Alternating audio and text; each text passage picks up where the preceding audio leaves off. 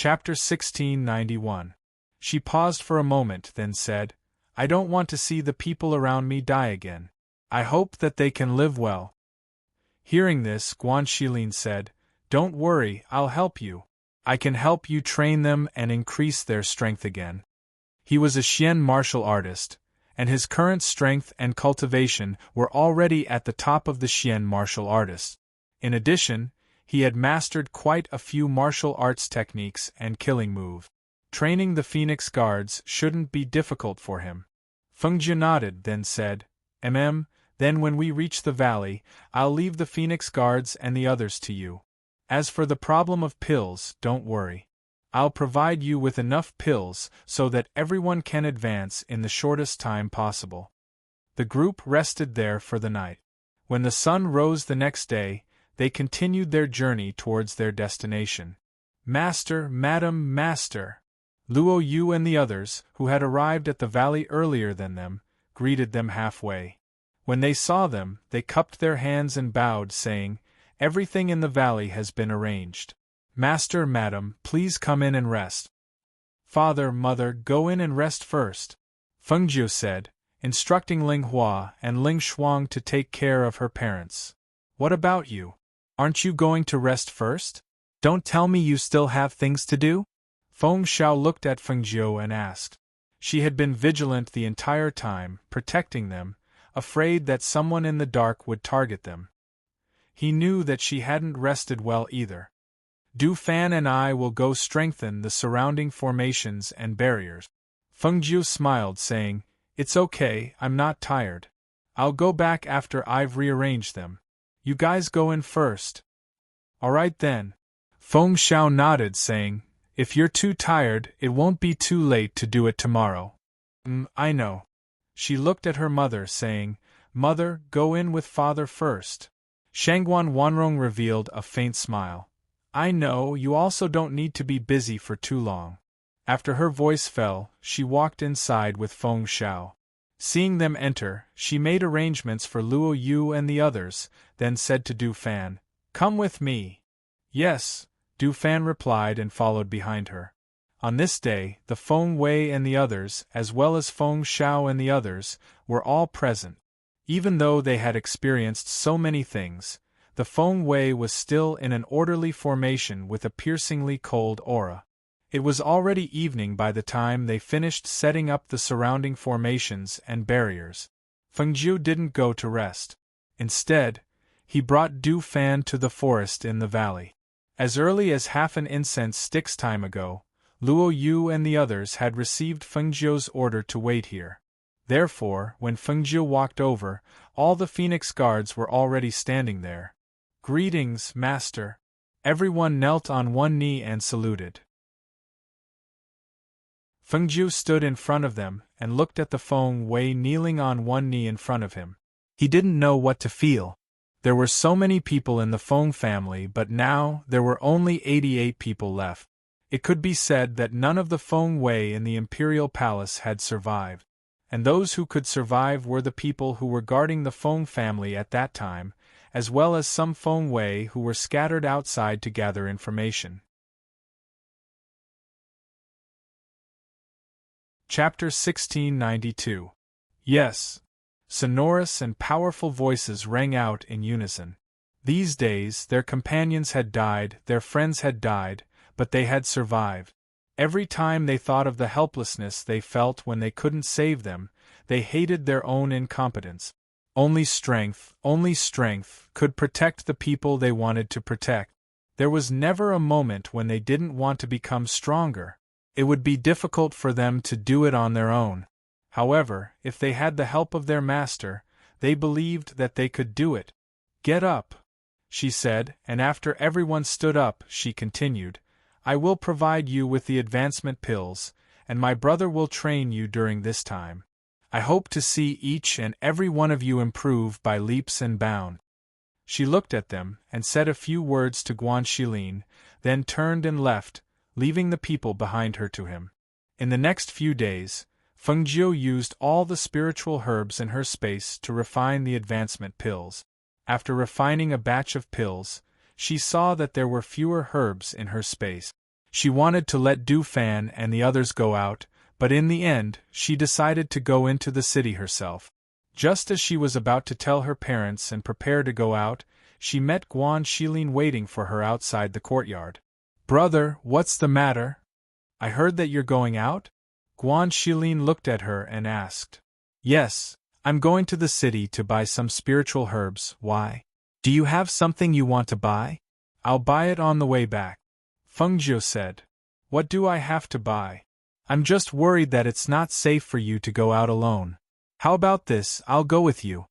Hearing this, Feng Jiu smiled and waved her hand. No need, no need. I'm going to dress up as a little beggar and enter the city."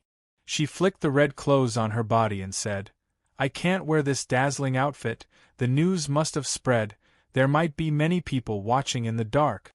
It's the safest and most convenient way for me to dress up as a little beggar and enter the city." "But you can't do it yourself," he said. "How about this? Since you want to dress up as a beggar, I'll dress up as a beggar and go to the city with you." "You?" She looked at him in surprise, then laughed and waved her hand. "No, no, you're not cut out for that." "What do you mean by that? If you can do it, why can't I?" Guan Xilin said disapprovingly. As soon as he finished speaking, he saw her slap his chest. "Look at you, your muscles are firm, and you're tall and strong. You don't look like a beggar at all. All right, that's it. I won't talk to you anymore. I have to go back and prepare before entering the city." Feng Jiu smiled and turned to leave, preparing to return to his room to change his clothes. Hearing her words, Guan Xilin couldn't help but lower his head and look at his muscular body. He frowned and said, "That's true. It's okay to say that I'm a thug, but no one would believe that I'm a beggar." However, he was still a little worried about letting her enter the city alone. "Are you worried about Master?" Du Fan had walked over at some point and appeared beside him. Guan Xilin glanced at him and said, "How can I not be worried? The Phoenix dynasty is gone, and so is the Feng clan. She left her home and came here. Who knows how many people outside want her life? How can she be at ease if she goes out alone?"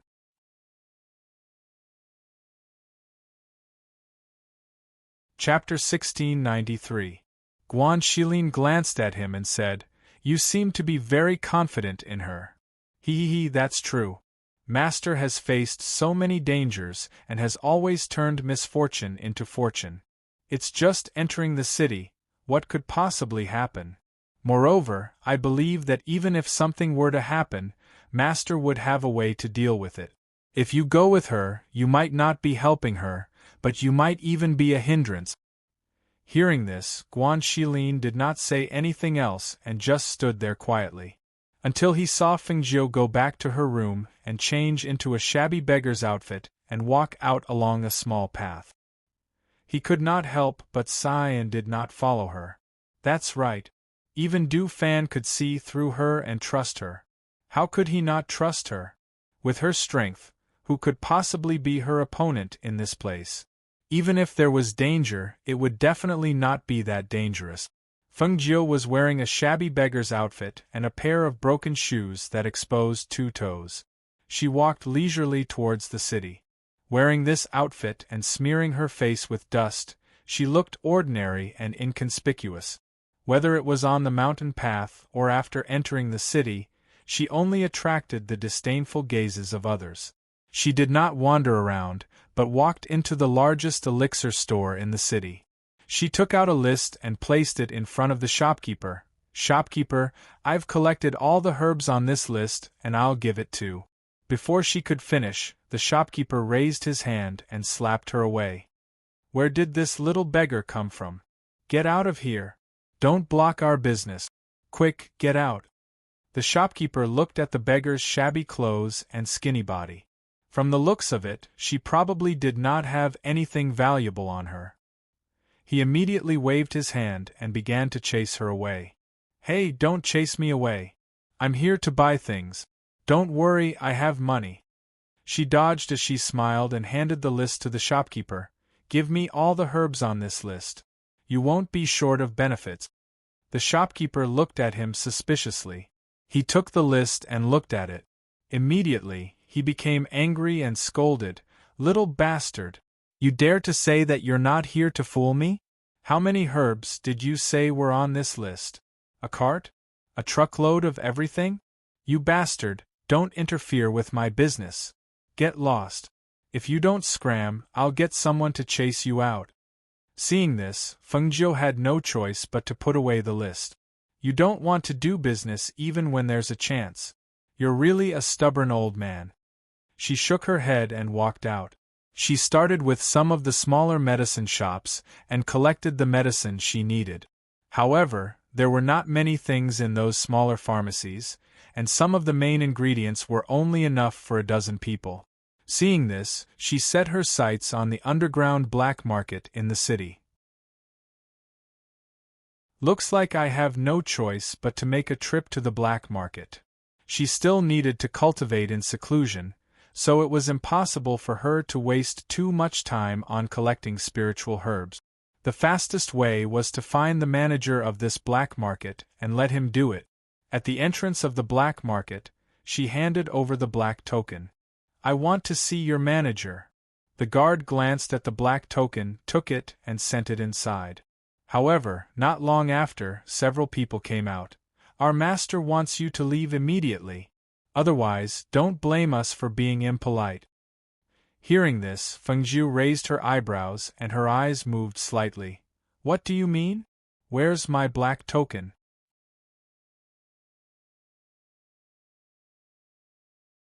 Chapter 1694. Our manager said to take back that black token. "If you know what's good for you, leave quickly. Otherwise, don't blame us for being impolite." The black market guard didn't know who this little beggar was. He was only following the orders of the higher-ups. Those who could hold their black token were usually big shots with reputations. This little beggar in front of them didn't know where he got his black token, so it was normal for the manager to take it back. Hearing that, Fengjiu's lips curled up, revealing a smile that wasn't a smile. "Your manager asked you to take it back? You've got guts." It seemed like she was being bullied by dogs when she was down. Some people in the black market must have gotten wind of the news about the Phoenix dynasty, so they were tempted. As for the black market in the 8 great empires, she believed that after working together for so long, the owner of the black market wouldn't do such a despicable thing at this time. It should be the people below who were deceiving their superiors and wanted to take away her black token. However, was her black token so easy to take away? Since he wanted it, then she would give it to him. She wanted to see if it was good or bad for the manager to have her black token. Thus, she glanced at the black market's entrance, revealing an indescribable smile. Then, she turned and left, disappearing into the street. However, after walking for a distance, her eyes flickered, and a cold glint flashed across her eyes. It seemed like the manager of the black market had some ability. He actually dared to follow her? Good, very good. She wanted to see what they wanted to do. She turned into a deserted alley. Not long later, she saw several men in black chasing after her, looking for her. She smiled and walked out from the corner. "Looking for me?" She leaned against the corner of the wall, crossing her arms as she looked at those men in black. Those men in black saw that the little beggar suddenly walked out and were a little surprised. Just now, they clearly felt that there was no aura here. Then where did this little beggar come from? Or was he hiding his aura all along? To be able to hide his aura so well, who exactly was this little beggar? Why did the higher-ups let them take his life? "Kill him!" one of them shouted, drawing his sword and charging forward. The people behind him also attacked instantly, rushing forward with a whoosh. However, at this moment, the expressions of those who rushed forward changed, and they froze on the spot. They only felt their vision turn black, and their bodies fell down powerlessly. Bang! Feng Jiu took out a fruit from somewhere and started chewing it. She looked at the people on the ground and snorted coldly. She walked forward and kicked their bodies. She hooked their qiankuan bags with the tip of her foot and turned to walk out of the alley. When Feng Nine appeared in front of the gate of the black market again, he had changed his clothes, and his face was slightly modified. His original appearance could no longer be seen. He was not handsome, but under the contrast of the white clothes, he looked graceful and elegant, like a noble young master. She held a folding fan in her hand and opened it with a whoosh. With one hand behind her back and the other gently fanning herself, she walked leisurely into the black market. The people in the black market hurriedly greeted her and led her inside.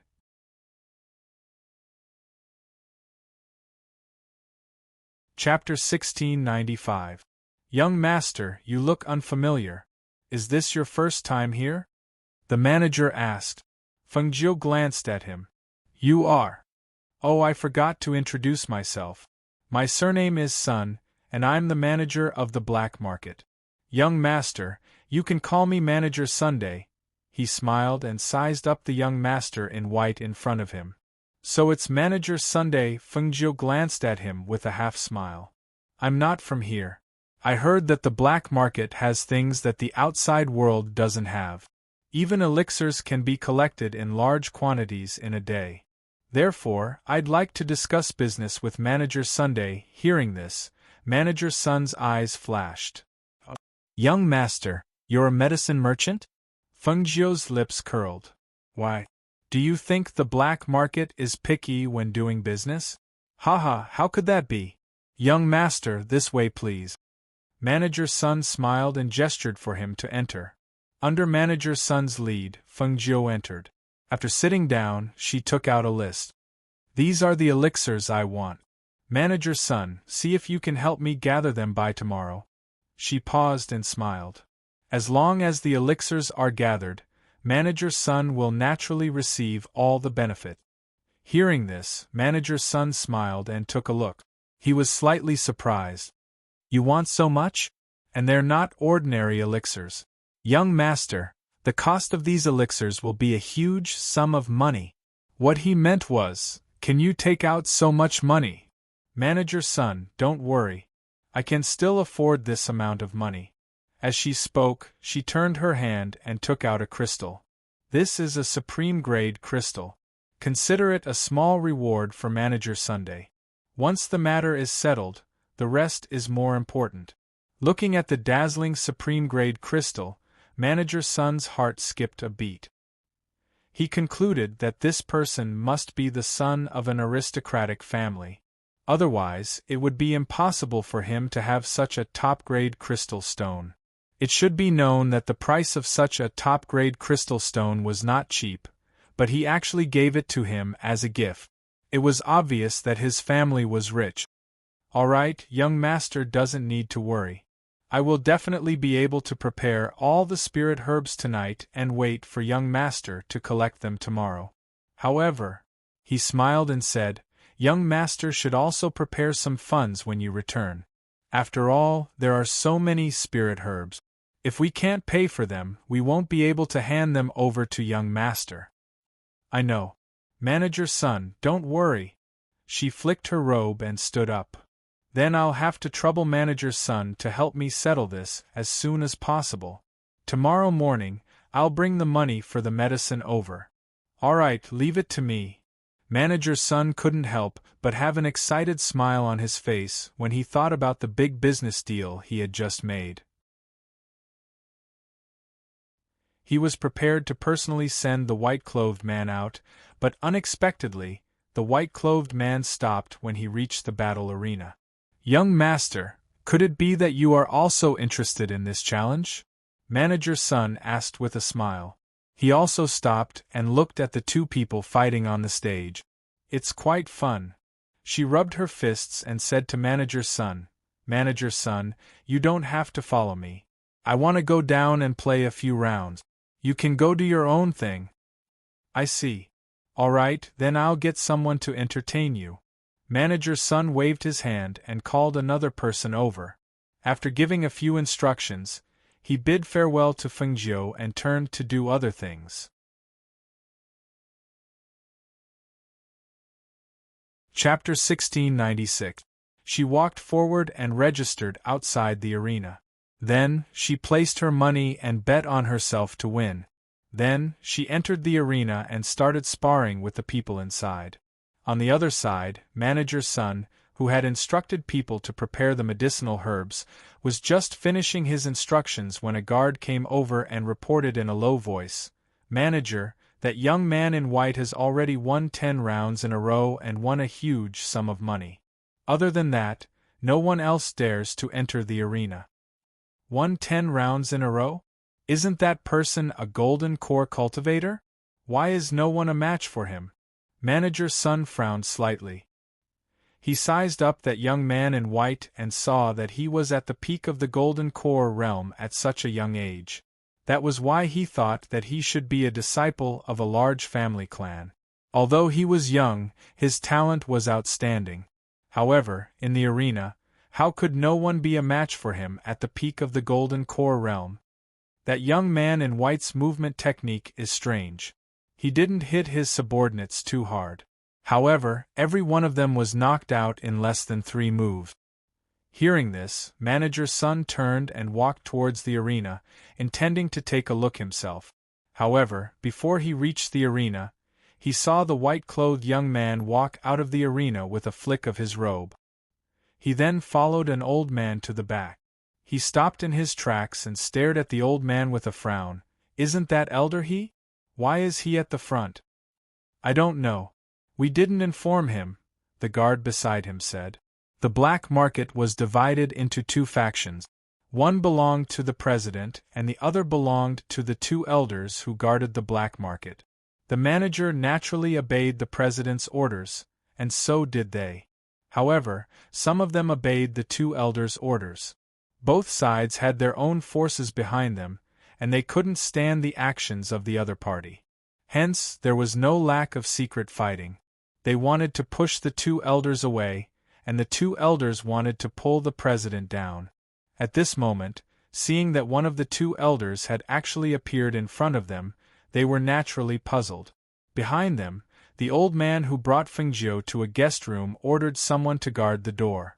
He then gestured to Fengjiu, "Young Master Feng, please take a seat." Hearing this, Fengjiu raised her eyebrows and looked at the elder. "How did you know it was me?" She walked forward and sat down on the right seat. The old man smiled and sat down in the main seat on the left. He personally poured a cup of tea for her and said, "That Sun guy has eyes but can't see. Naturally, he can't recognize young Master Feng." Although this old man has never seen young Master Feng before, as an elder of the black market branch, I have inquired about young Master Feng, who holds a first-class black token. Originally, I wasn't sure, but after seeing young Master Feng fight with someone in the arena, I knew it was young Master Feng. "Oh? You can recognize me just by exchanging blows with others?" Hearing this, the old man smiled and said, "Young Master Feng might not know, but a few years ago, I saw young Master Feng exchanging blows with someone. I remember young Master Feng's strange moves. Elder, he has good eyesight." She was still thinking that with her disguise, it was impossible to see her original appearance. How could someone recognize her? "I don't dare." He smiled and raised his cup of tea. "Young Master Feng, please. Please." She also raised her cup and took a sip.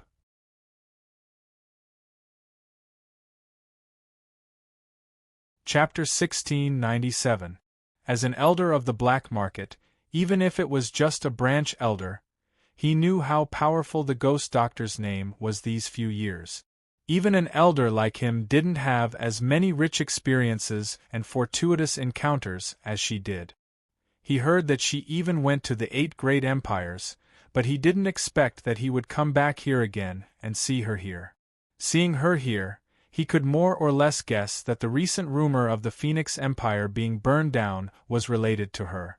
If it wasn't her idea, then it was her plan to beat them at their own game to get rid of the enemy. Only, to destroy a dynasty just like that, this kind of breadth of mind, this kind of courage, really made many people feel ashamed of their inferiority. Looking at the people guarding outside, Fengjiu's eyes moved slightly, asking, "Looks like the black market isn't too peaceful here. Since Elder he doesn't know that I'm here, then, you shouldn't know that my black order was detained by your manager's son, right? What? Elder he was shocked, and stood up in disbelief. That grandson actually dared to detain young Master Feng's black order? He must have eaten a leopard's guts. I originally planned to buy some herbs from the black market, but the moment I handed over my black order, it was detained by him, and he even sent people to kill me. I also think that his guts aren't small. She played with the teacup in her hand, slowly speaking. Young Master Feng, I'm really sorry, I believe you know quite a bit about this internal strife, but don't worry, I'll report this matter, and I'll definitely let the higher-ups take care of them. As long as this matter was reported, then the black market's president would have to change. The heavens were really helping him. This surnamed son really didn't have eyes, actually having ideas about the ghost doctor, Daring to have ideas about the ghost doctor. He wanted to see how they would die in the end. Fengjiu only smiled, but didn't say a word. Seeing this, Elder he paused, then asked, Then I wonder what herbs young Master Feng wants? I can get people to prepare them for young Master. No need, I've already asked manager's son to do it, let him handle this matter. She turned the teacup in her hand and said, But there's something I need your help with. Please instruct me, young Master Feng. Elder he hurriedly said. Her eyes were gloomy as she said, Help me send a letter to the 8 great empires and have them pass it to your masters. All right. Old he responded and went inside to take out a brush, ink, paper, and inkstone. Then, he retreated a little and sat down. Fengjiu wrote a letter asking the black market to help investigate this force. After working together for so long, although she had never met the owner of the black market, she believed that the owner of the black market would help her. Moreover, if she and Xianyuan Mose could not find out about the power, then perhaps only the master of the black market could find out. Receiving the letter from Fengjiu, Old he said, Young Master Feng, don't worry. I will have someone send this letter as soon as possible. It will definitely reach them. Okay, help me settle my winnings. I'm leaving. She gestured. Sure. Young Master Feng, please take a seat. He walked out and asked someone to calculate the amount of money she had earned from winning 10 rounds in a row and hand it over to her. Then, he personally saw her out. At this moment, he saw manager's son waiting outside.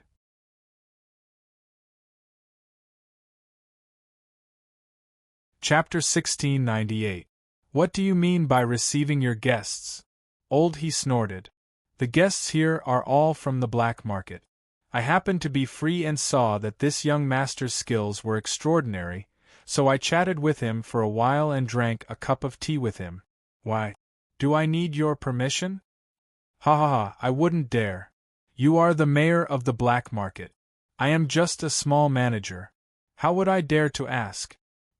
He said in a strange tone, then looked at Fengjiu, who was standing leisurely with his hands behind his back. He said, Young master, I heard that you won 10 rounds in a row. I came especially to congratulate you. Did they pay for your winnings? They already paid. As Fengjiu said, he looked at manager's son and said, Manager's son, arrange the things I want as soon as possible. I hope that tomorrow's trip will not be in vain. No, I will prepare it for you tonight. As he spoke, he personally saw Fengjiu out. Out of the corner of his eye, he saw that Old he did not follow, so he asked, Young master, we have already made such a big deal, but we don't even know your surname. This seems, Fengjiu, who had already walked to the entrance of the black market, stopped and glanced at him with a faint smile. He said meaningfully, Manager's son, why are you in such a hurry? When we meet again, you will definitely know who I am. Hearing this, manager's son was startled for a moment. When he wanted to ask again, he saw that the white-clothed young man had already walked into the crowd. Seeing this, he gave a meaningful glance to the guards behind him, indicating for them to follow and keep an eye on the white-clothed young man. After leaving the black market, Fengjiu did not go back. Instead, He strolled around the city for a while, then found a restaurant and ordered a table of food and wine to eat. His leisurely expression was like that of a noble young master going out to play, as if he did not know that someone was watching him in the dark. On this day, she wandered around. Sometimes she would sit in a restaurant to eat meat and drink wine. Sometimes she would sit in a tea house to sip tea. Sometimes she would sit in a street stall to eat snack. The day passed by as she wandered around. When night fell, she checked into an inn. After a comfortable bath, she put on her underwear and rested on the bed for a while. When it was late at night, she opened her eyes and jumped out of the bed. She took out a dazzling red robe from the space and put it on. She opened the window and jumped out of the window. Just as she jumped out of the window, the two people in charge of watching her, one in front and one behind. The person behind only felt a gust of cold wind, as if his neck was pricked by a needle, and his whole body fell down.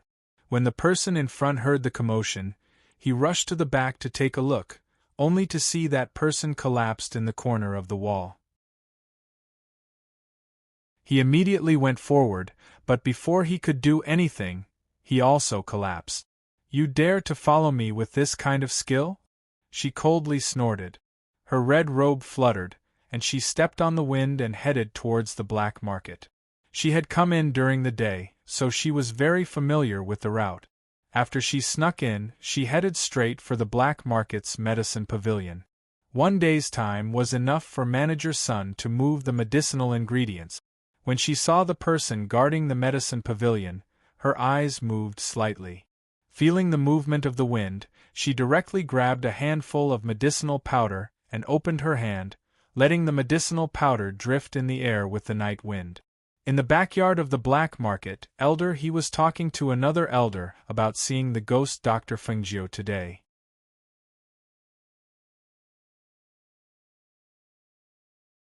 Chapter 1699. What do you think, Elder? He asked with a smile. He was also very curious. The old man glanced at Elder He and said, "Even if he doesn't die, he'll still lose a layer of skin." When he said this, the two looked at each other and smiled. Provoking the ghost doctor, they didn't need to make a move. They would have to bear the consequences. On the other side, Fengjiu, who had entered the medicine pavilion after taking down the guards, put all the medicine she needed into her space. She didn't take much from the others. After all, she only wanted to teach the person in charge of the black market a lesson. She didn't want to become enemies with the owner of the black market. After leaving the medicine pavilion, she left in a flash and went to the back to grab a guard. "Where is your manager's courtyard?" That guard was shocked. He only felt his throat being choked and his whole body being lifted up. He had no choice but to stand on his tiptoes to relieve the pressure on his neck. His face was filled with shock and horror. What kind of place was the black market? Someone actually dared to break in at night? Who the hell is this guy? Wasn't he afraid of the black market's revenge? "Speak." Fengjiu's voice deepened, and the hand holding the guard's throat tightened a bit. That person's face flushed red and his heartbeat quickened. In an instant, he felt the aura of death approaching. Instinctively, he could only point ahead. "Up ahead, there's a courtyard on the right." As soon as he finished speaking, the back of his neck was hit hard, and his whole body fell down. Fengjiu dragged him to a corner and rushed forward.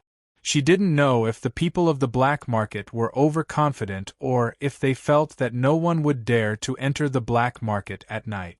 Other than the guards in front, it could be said that there wasn't a single guard in the courtyard outside. Of course, to be able to live in this courtyard, which one of them wasn't at the peak of the golden core stage. Even that manager's son was at the peak of the golden core stage, not to mention those two elders. She restrained her aura and flashed into the room through the open window. She didn't walk to the bedside, but sat down on a chair not far from the bed. Her finger casually tapped on the armrest.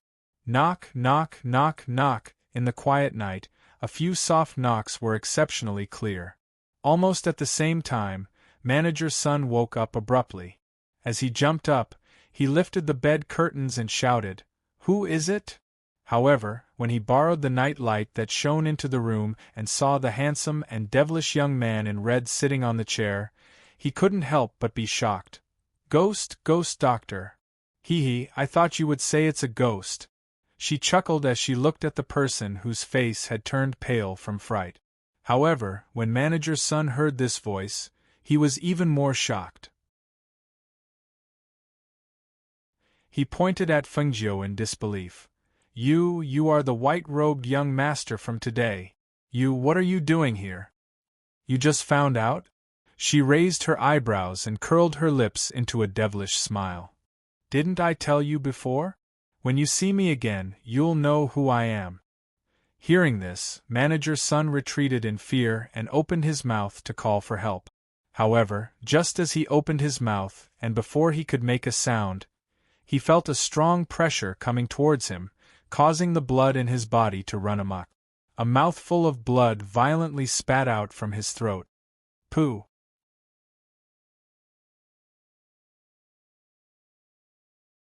Chapter 1700. Do you think I'm that easy to deal with? Fengjiu played with her hair, her voice languid as she said, After provoking me, you should have thought of the consequences.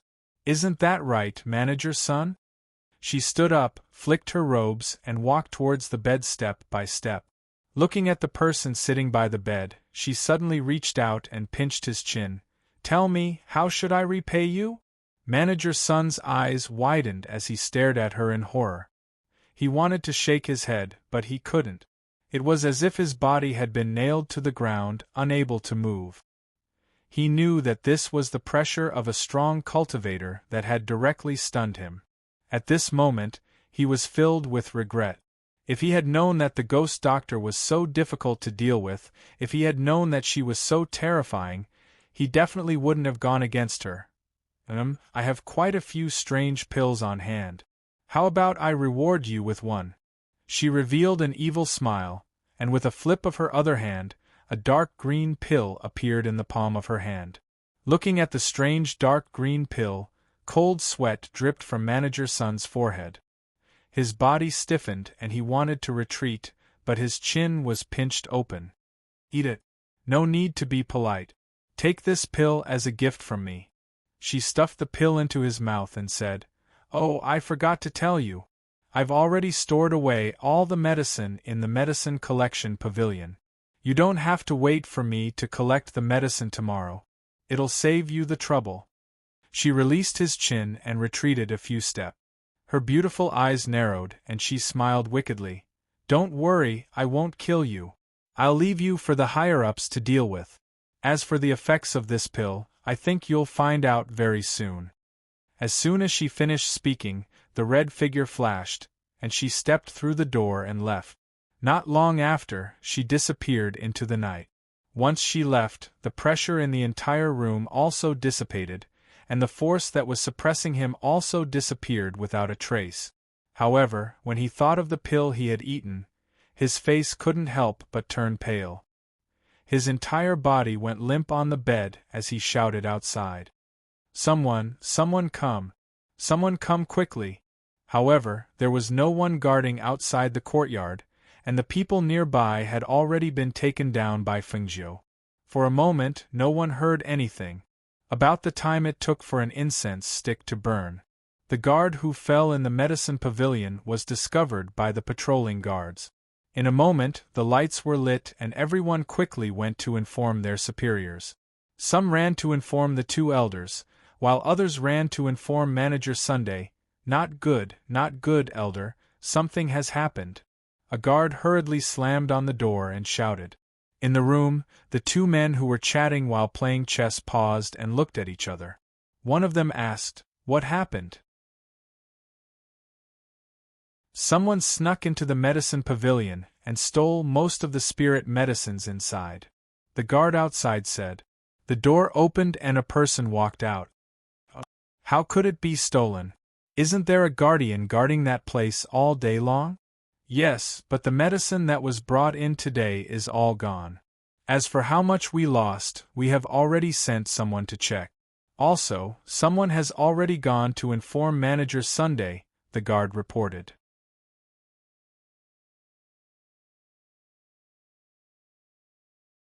Chapter 1701.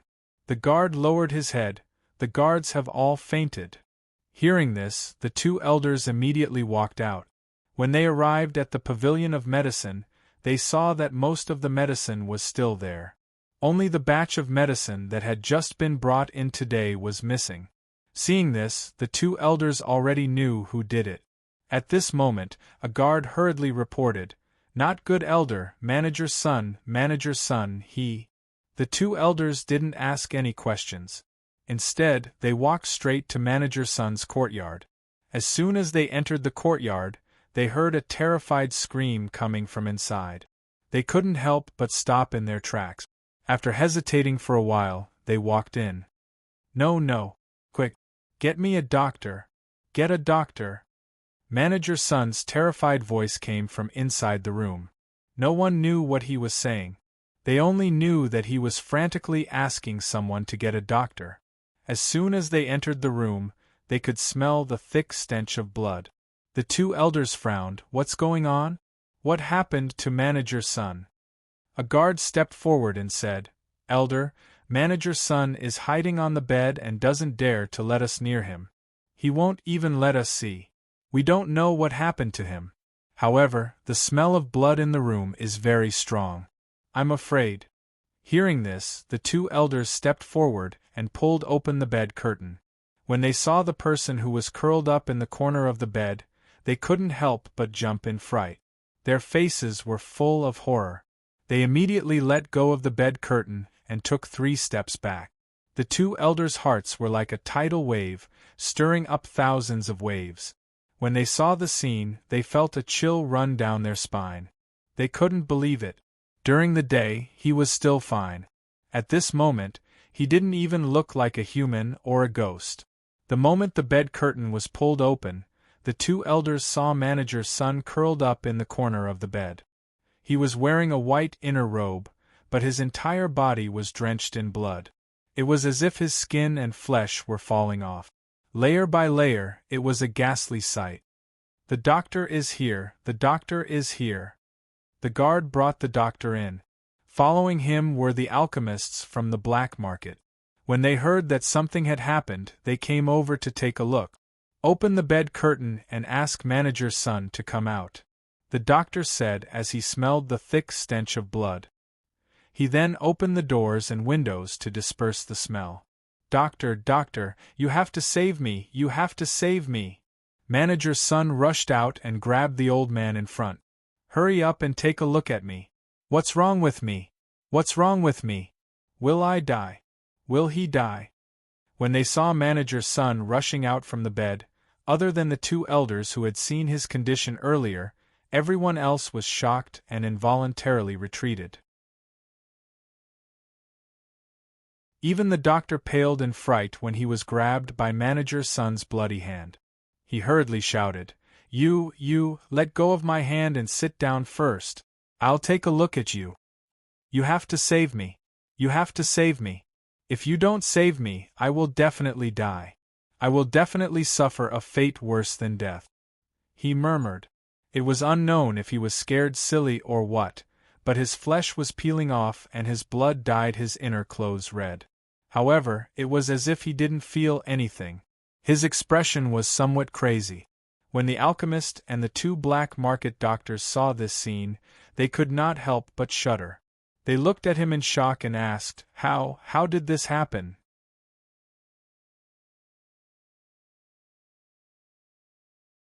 Chapter 1702. I know I was wrong. I really know I was wrong. Woo.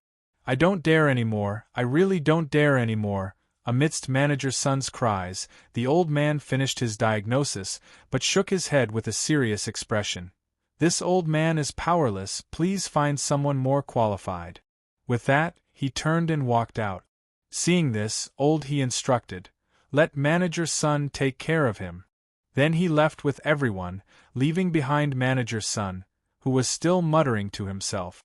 Outside, the others were a little shocked by this scene, and they couldn't help but surround the two elders and ask, "Elders, do you know what happened to manager's son? Why did he suddenly become like this?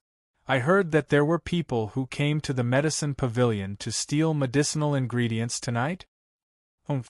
Old he snorted coldly and said, he brought this upon himself. Hearing this, everyone couldn't help but look at each other, then cupped their hands and bowed to Old he. Would Old he please explain? Could it be that he had offended some incredible person? Otherwise, why would a perfectly fine person suddenly become like this? Seeing that everyone here was from the black market, Old he said, this person's surnamed son secretly detained the ghost doctor's black order and even ordered people to kill the ghost doctor. What a dog! He didn't even look at who the ghost doctor was, daring to take advantage of the situation to hit a person who was down. If the ghost doctor didn't take care of him, who would she take care of? Hearing this, everyone was shocked and couldn't help but suck in a breath of cold air. The ghost doctor? He actually detained the ghost doctor's black order? Who was the ghost Dr. Fengjiu? Was she someone they could offend, someone they could provoke? Even if her current situation was different from before, she was definitely not someone they could provoke. This manager's son had really eaten a bear's heart and leopard's guts. Thinking of this, they couldn't help but ask, then what do we do now? What do you mean, what do we do? Get someone to watch over son, then report this matter. Old he said, flicking his sleeves and leaving with the other elder. Everyone stayed for a while, then left as well. It was better for them not to get involved in this matter. The next evening, Fengjiu returned to the valley.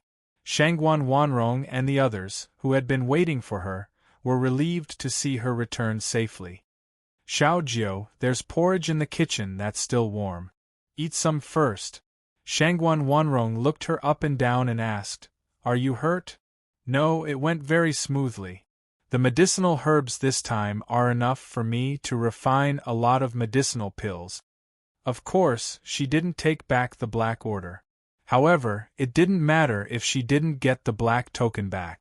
One day, it would return to her. Hearing this, Shangguan Wanrong revealed a shallow smile. It's good that you're not injured. Eat something and rest well for a while. Your father said yesterday that he was a little worried about you going out alone. Where's father? Fengjiu asked. He went to watch the Phoenix Guards train with Shilin. Fengjiu nodded. She followed her mother to the kitchen and sat down at a table outside. After eating, she went back to her room to take a bath and rest. At night, she chatted with her parents for a while and gave them some instructions. Then, she prepared to refine medicinal pills. In the following days, she helped the Phoenix Guards refine large amounts of medicinal pills. Then, she entered the space to cultivate.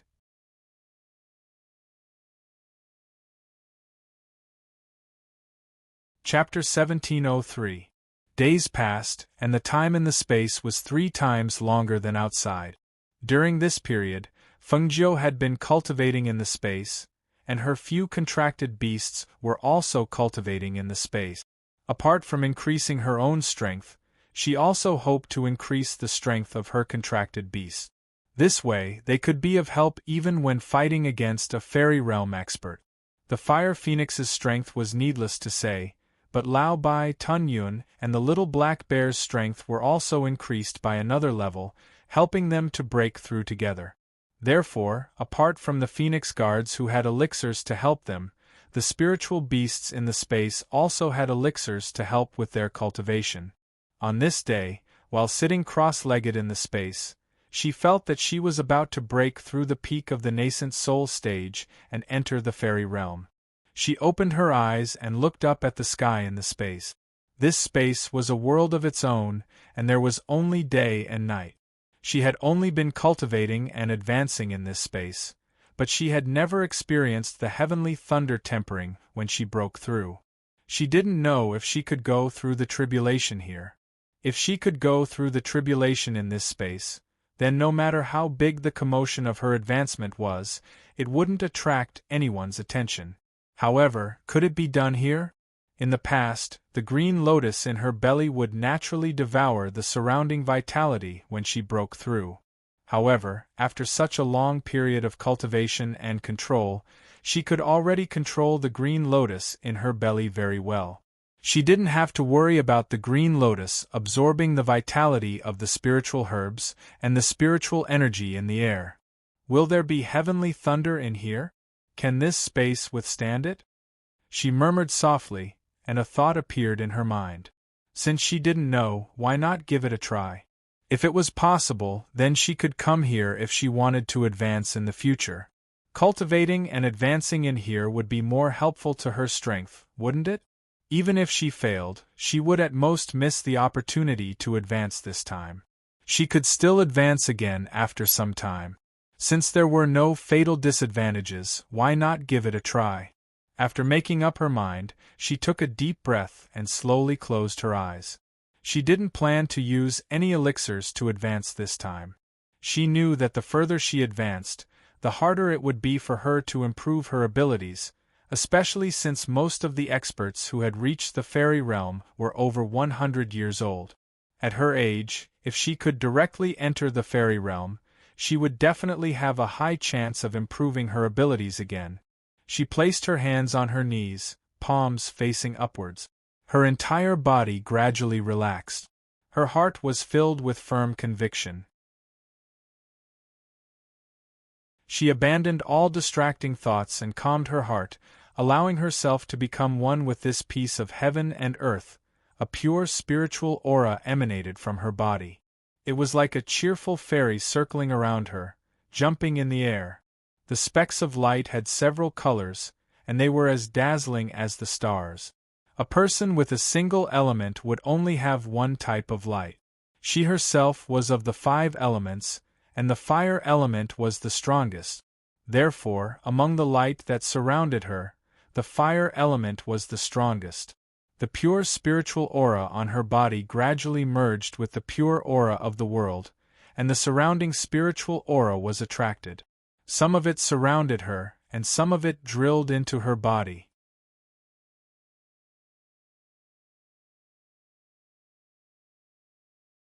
Chapter 1704. In the sky, the clouds surged and lightning flashed. At the same time, a bolt of lightning struck down from the sky towards Fengjiu. In an instant, there was a rumble, dust flew up, and the vortex of spiritual energy surged wildly. Fengjiu, who was sitting cross-legged, could only feel the aura of spiritual energy surging into her body. This kind of momentum was like a flood bursting through a dam, rushing into her body uncontrollably. She immediately guided the aura of spiritual energy towards the green lotus so that it could absorb it. At the same time, she expanded the meridians in her body so that the powerful aura of spiritual energy could double or triple the size of her original meridians. When the spiritual energy in her body surged, she was swept up by the vortex of spiritual energy and spun in the air. When the second bolt of lightning struck down, there was a rumble and it heavily struck her body. The powerful energy of the bolt of lightning tempered her meridians and strengthened her physique, allowing her meridians and body to reach a higher level. Rumble! The third bolt of lightning struck down. As if it contained all the power, it shook the entire area, causing the fire phoenix and the others, who were cultivating in this area, to not dare to approach. The powerful pressure in the air and the aura of spiritual energy fused together, but gradually dispersed after the third bolt of lightning. The aura contained in the sky dissipated, and the sky gradually returned to blue and white. However, just as the surrounding airflow calmed down and the spiritual energy in the air calmed down, suddenly, a gust of earth energy shot up from the ground and entered her body. The surrounding spiritual energy was once again mobilized by the aura that shot up from the ground. The fire phoenix, Tun Yun, Lao Bai, Little Black, and the other small beasts were about to go forward, but when they saw this scene, they froze. Seeing the movement around their master, the small beasts could not help but gasp. Heavens! Master is going to advance? Didn't she already complete her advancement? Lao Bai exclaimed. He stood beside the fire phoenix and looked at his master, who was swept up in the air, and the gust of earth chi that shot up from the ground. Why is that gust of spiritual energy shooting up from the ground? It seems a little different from the previous ones. As Tun Yun spoke, he was also a little confused. For a cultivator who had entered the fairy realm, she was able to break through from the peak of the nascent soul stage to the peak of the fairy realm. The gap in strength between the two realms was something that some cultivators could not overcome even after 100 years. But what was going on with her? The little black bear sat there in a daze, looking at its master in front of it. Tun Yun, Lao Bai, and the others could not understand what was going on. Huofeng was deep in thought. Looking at the scene, she said, "Normally, when a cultivator breaks through from the nascent soul stage to the fairy realm, they can only reach the initial stage of the fairy realm. After all, the higher the cultivation, the more difficult it is to break through. It is already incredible that she could break through from the peak of the nascent soul stage to the peak of the fairy realm in one step. Even though it was the ancient divine beast Fire Phoenix, it had never encountered such a situation. If she was below the golden elixir realm, it would be fine, but she had already broken through the original infant realm and reached the peak of the fairy realm. So, how could she possibly advance further? What was the opportunity to advance this time?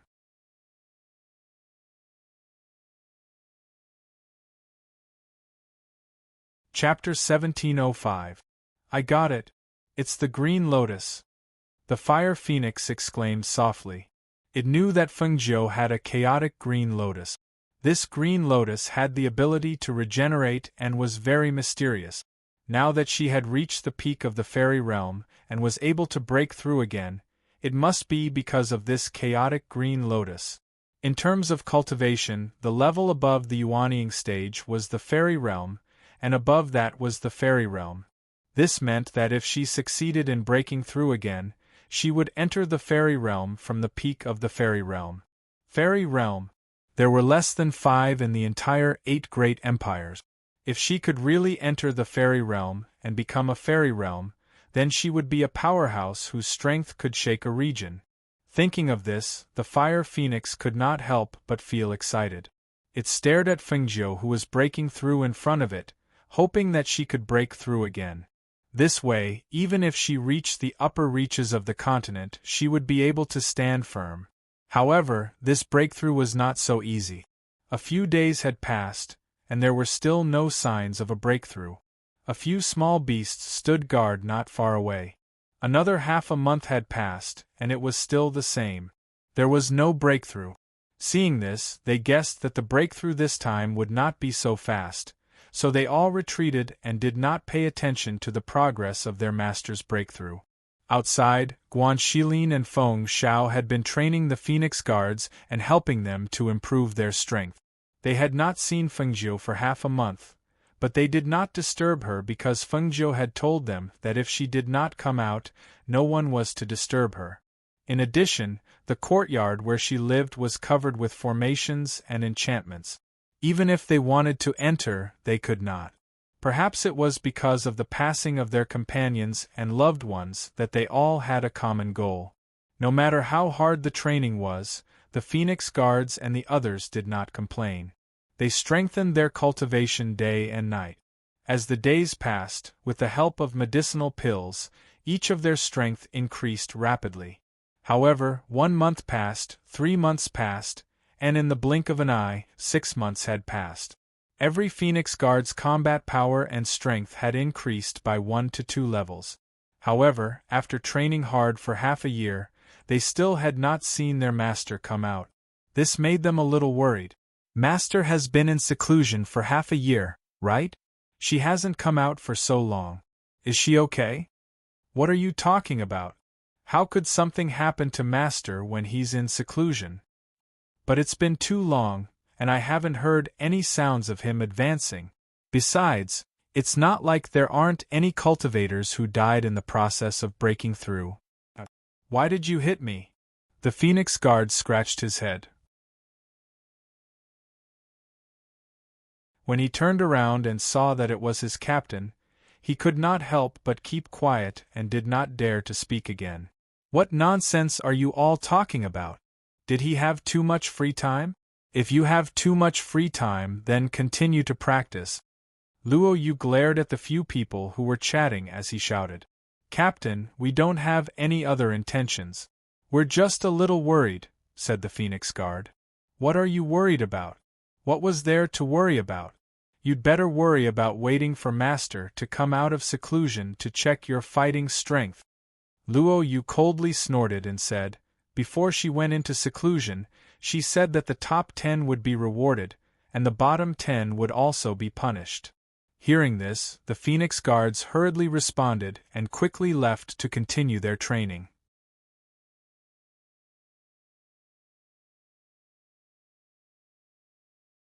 Chapter 1706. How do we ask? We won't know even if we ask. Master has set up a barrier and a formation in her courtyard. If she doesn't come out, no one can enter. Luo Yu said as he found a place to sit down. He paused for a moment and then grinned. Moreover, I believe in Master. She will be fine. I believe that when she comes out, she will give us a surprise. Hearing this, everyone looked at each other and couldn't help but smile. That's right. So many things had happened, how could there be any accidents during the advancement? Just as they thought, Fengjiu didn't encounter any danger during the advancement. On the contrary, the advancement was unexpectedly smooth. On this day, in the space, after half a year, 3 heavenly thunders once again struck down from the sky, once again tempering the tendons and veins of her body. What was different from the last time was that this time, even the small beasts that had contracted with her benefited from her advancement. She broke through from the peak of the fairy realm to the intermediate stage of the immortal sage realm, becoming an expert of the intermediate stage. Fire Phoenix's strength increased by another level. Devouring Cloud had also become a peak divine beast king. Even the little black bear had also advanced from the divine beast realm to the sacred beast realm. Only Lao Bai was still the same as before, as if her advancement didn't affect him. Moreover, in this half a year, only Lao Bai's grade hadn't changed. Even so, her advancement had helped the little beasts other than Lao Bai. Now, each of her contracted beasts' combat strength was absolutely astonishing. In midair, as the spiritual aura dissipated, Fengjiu slowly opened her eyes. She looked at the heaven and earth, as if every inch of the land had merged with her. She could clearly feel their existence, as well as an indescribable feeling. Seeing Fengjiu floating down from midair, Lao Bai walked up to her and asked in low spirits, Master, why did they all advance but I didn't?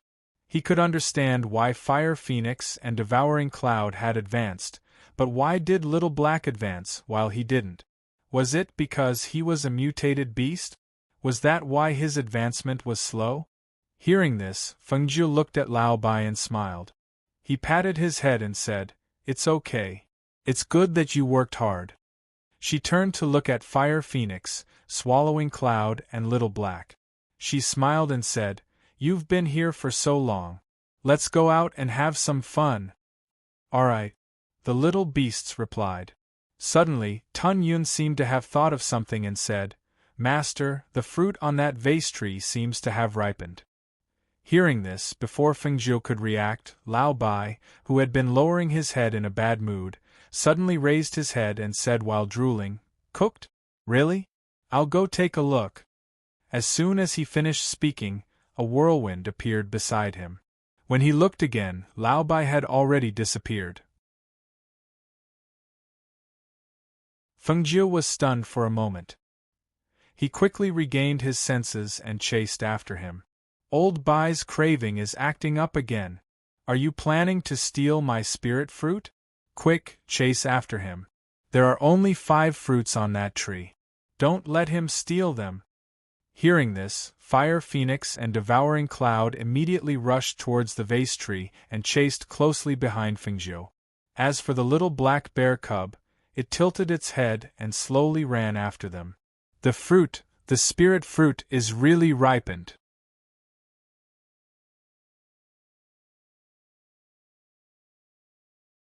Chapter 1707. smelling the dense and pure spirit qi emitted from the spirit fruit, as well as the rich fruit fragrance that made it want to pounce on it and take a bite. White Tiger's mouth watered. At this moment, how could it be depressed because it had not advanced while the others had?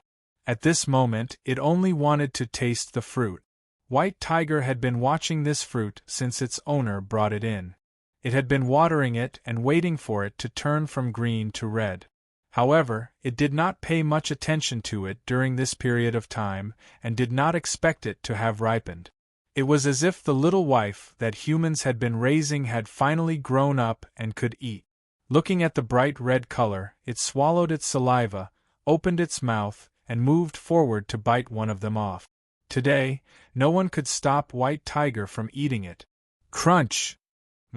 So sweet, so fragrant, so rich in the taste of spirit fruit. White Tiger bit down, and the fruit broke in its mouth with a crunch. The rich fragrance of the spirit fruit immediately filled the air. White Tiger seemed to be afraid of losing the fragrance, and quickly closed its mouth to chew. When Fengjiu caught up from afar, she saw White Tiger standing under the bottle tree with its back facing her. White Tiger's head was slightly lowered and its mouth was constantly chewing.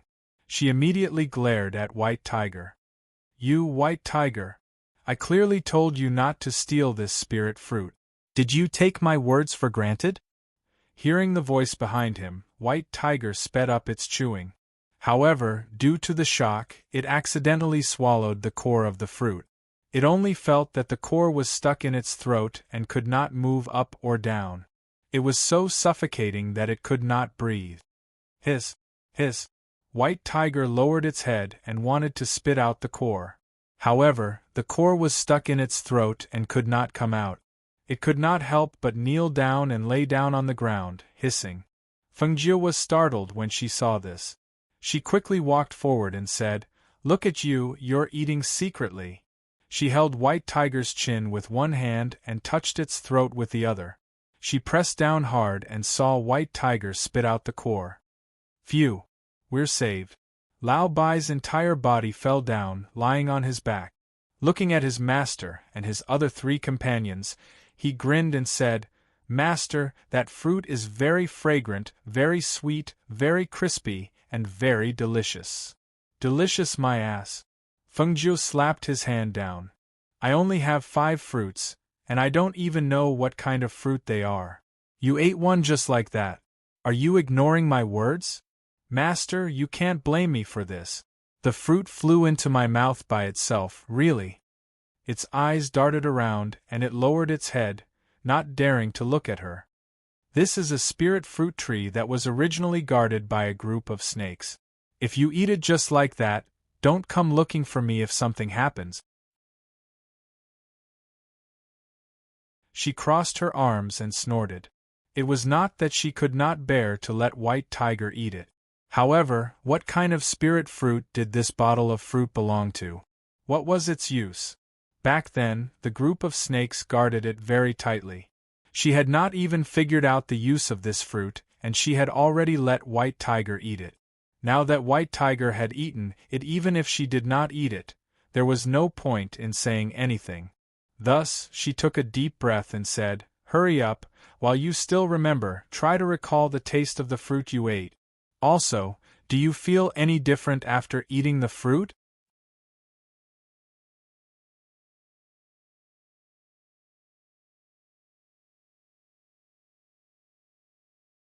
Unexpectedly, after taking 2 steps, his body suddenly felt that something was not quite right.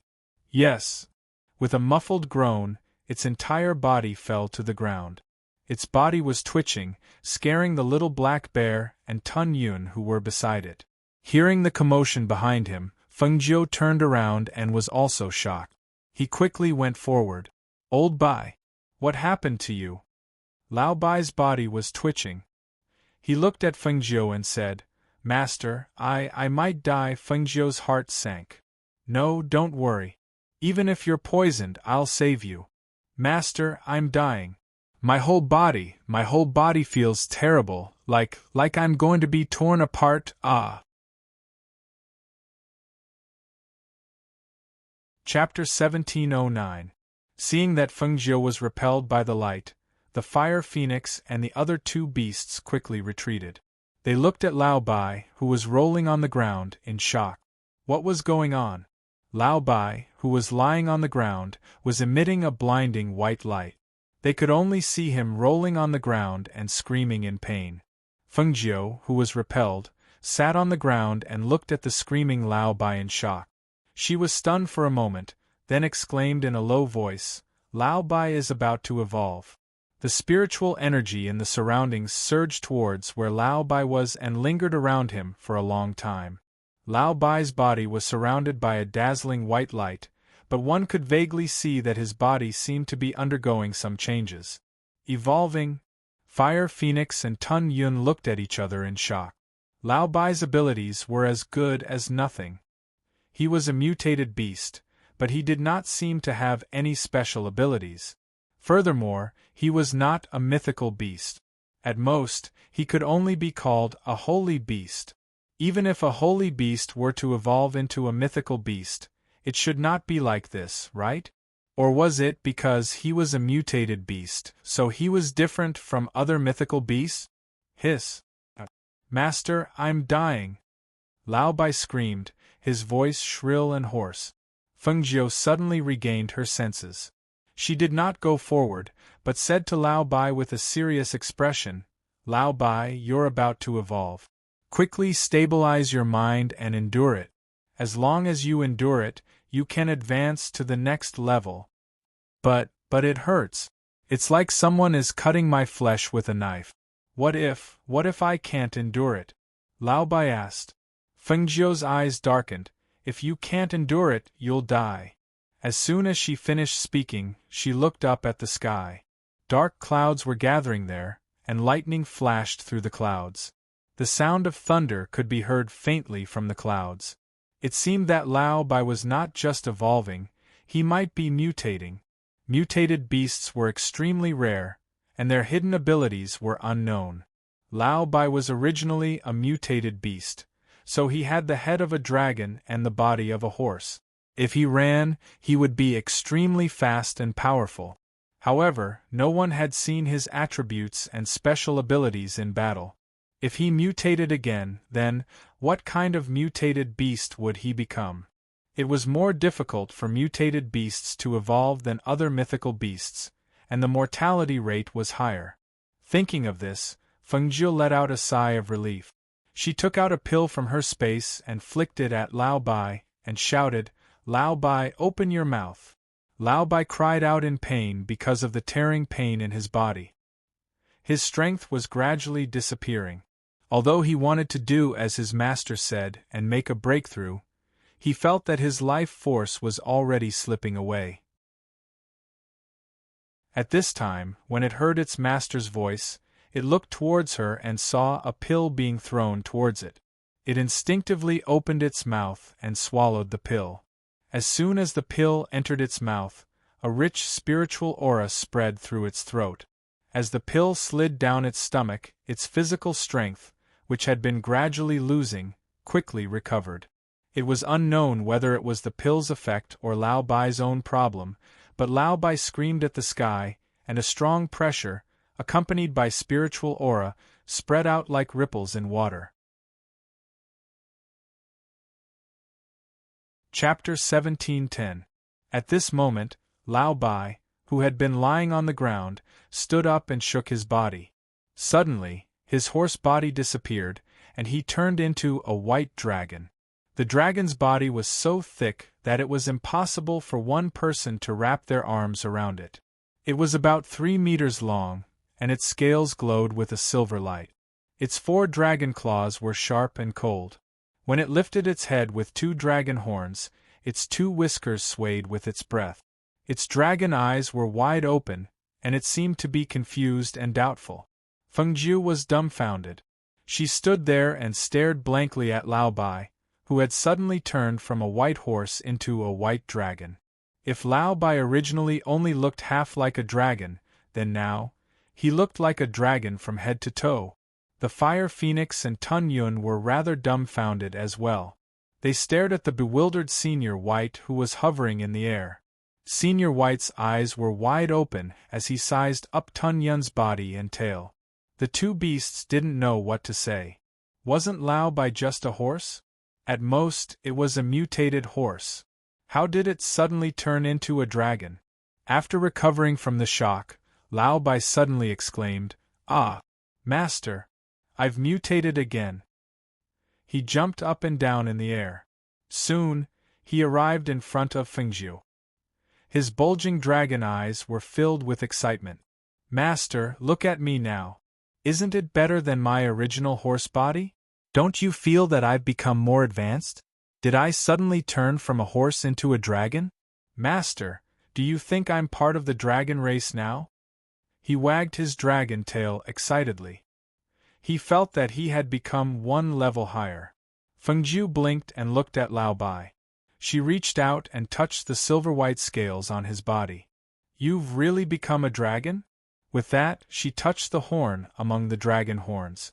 Since he had turned into a dragon, why was the horn still there? "Looks like that fruit is really something good." Fengjiu smiled as she spoke. At that time, the group of snakes had been guarding it, so she knew that this fruit tree must be extraordinary.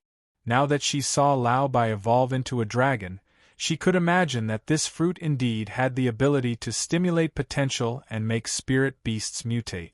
If the Snake King had swallowed this spirit fruit, perhaps it would have transformed from a snake into a devious wyvern.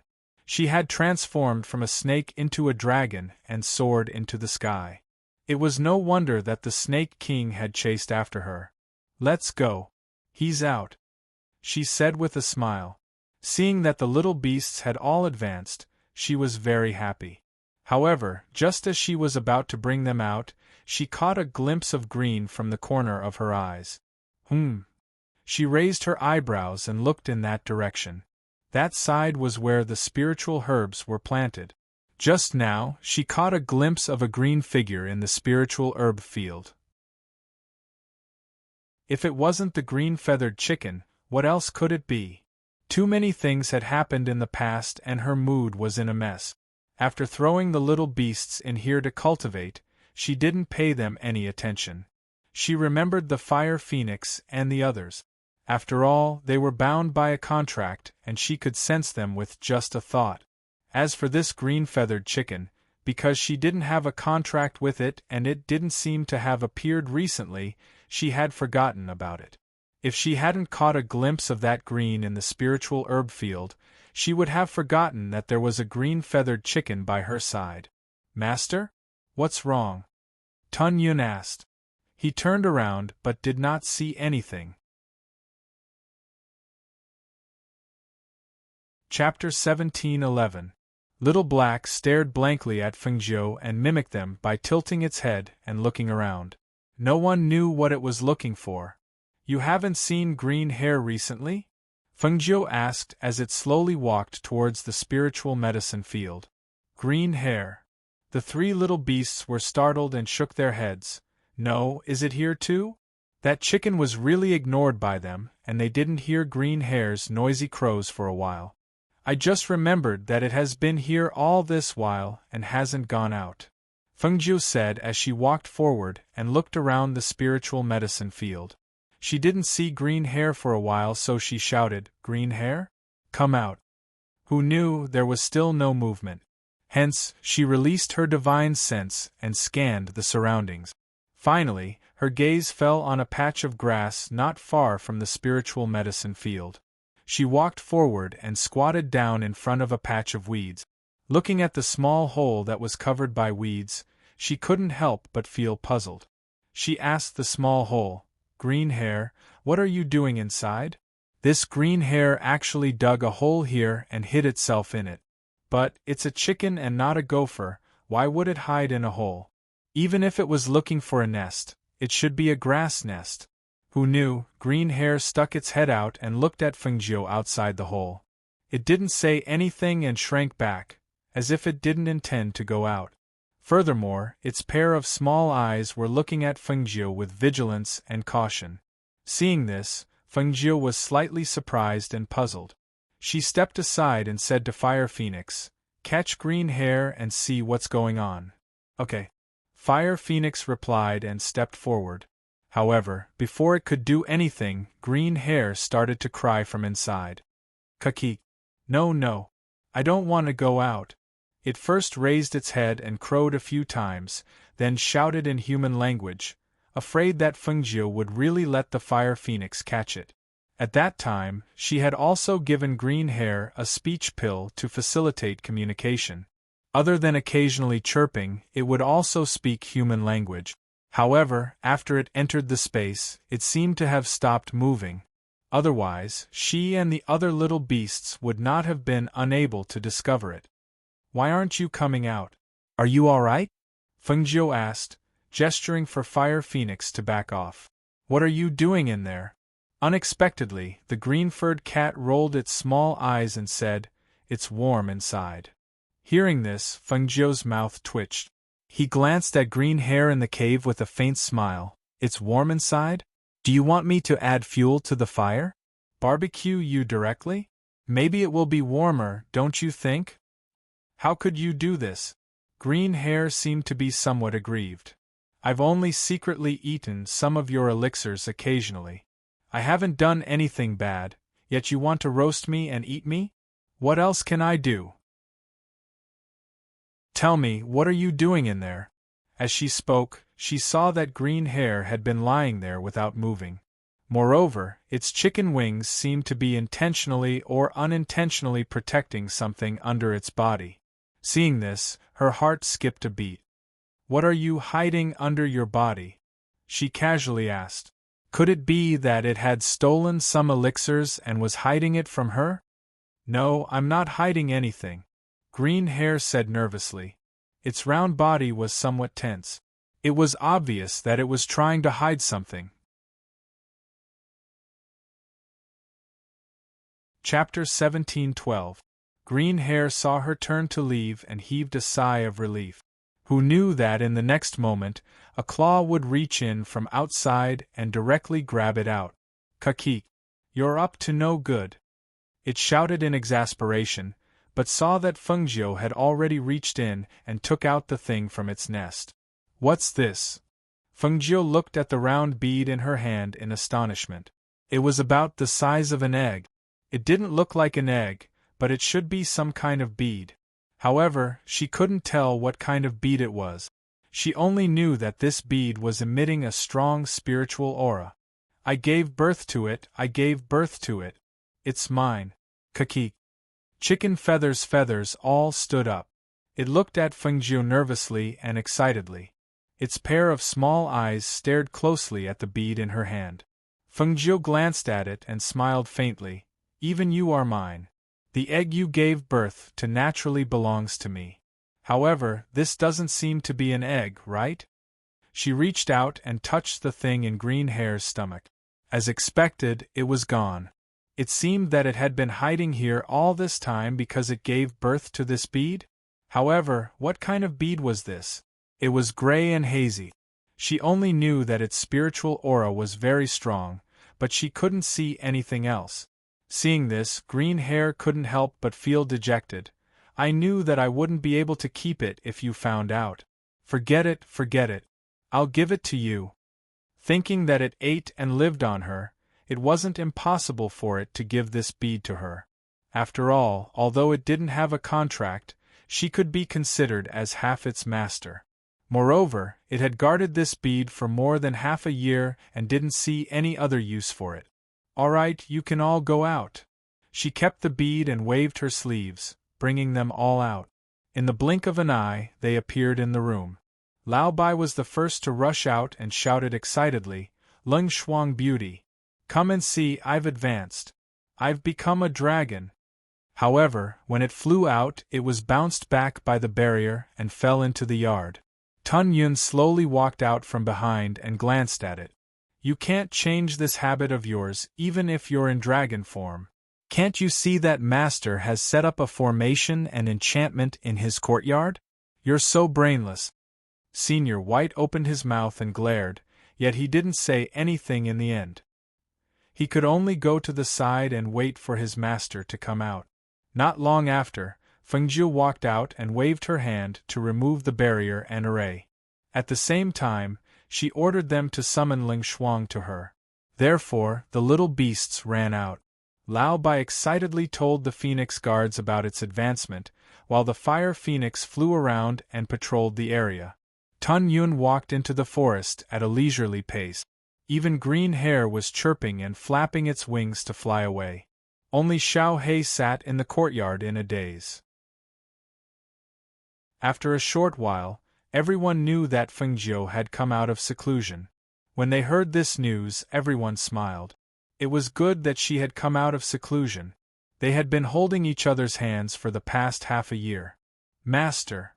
Ling Shuang and Ling Hua had both arrived. When they saw their master standing in the middle of the courtyard in red, their eyes lit up with surprise. After not seeing their master for half a year, her aura seemed to have changed greatly. Her aura seemed to have merged with heaven and earth.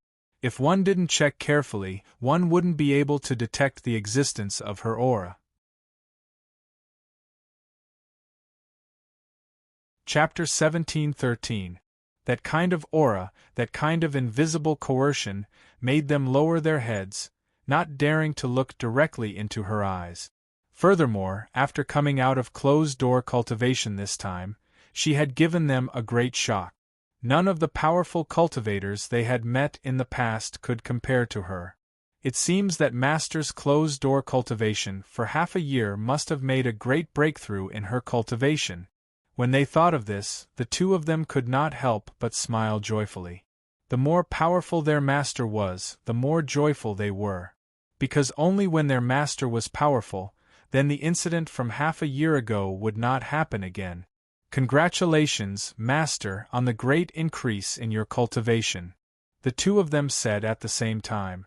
Fengjiu smiled and said, Ling Shuang, prepare some hot water, I want to take a bath.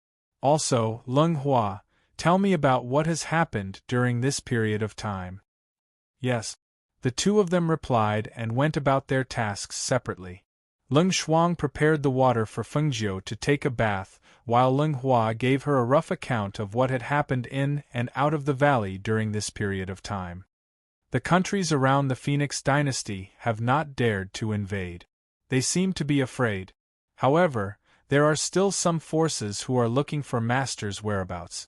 The black market has also sent people to investigate, but they have not been able to find this area. Furthermore, the Grand Empress maternal family is also looking for us. When they received the news, the Master sent someone to deliver the news. At this point, Ling Hua paused for a moment. When the news of Master Guan and the others' deaths reached them, one could imagine how great of a blow it was to them. Not only had they lost their daughter, but they had also lost their grandson. Fengjiu's eyes flashed when she heard this. Even though half a year had passed, every time she thought of how her grandfather and the others had died, she would feel exceptionally terrible. As for the Phoenix Guards, their strength has increased by 1 or 2 levels under the training of the Patriarch and young Master Guan.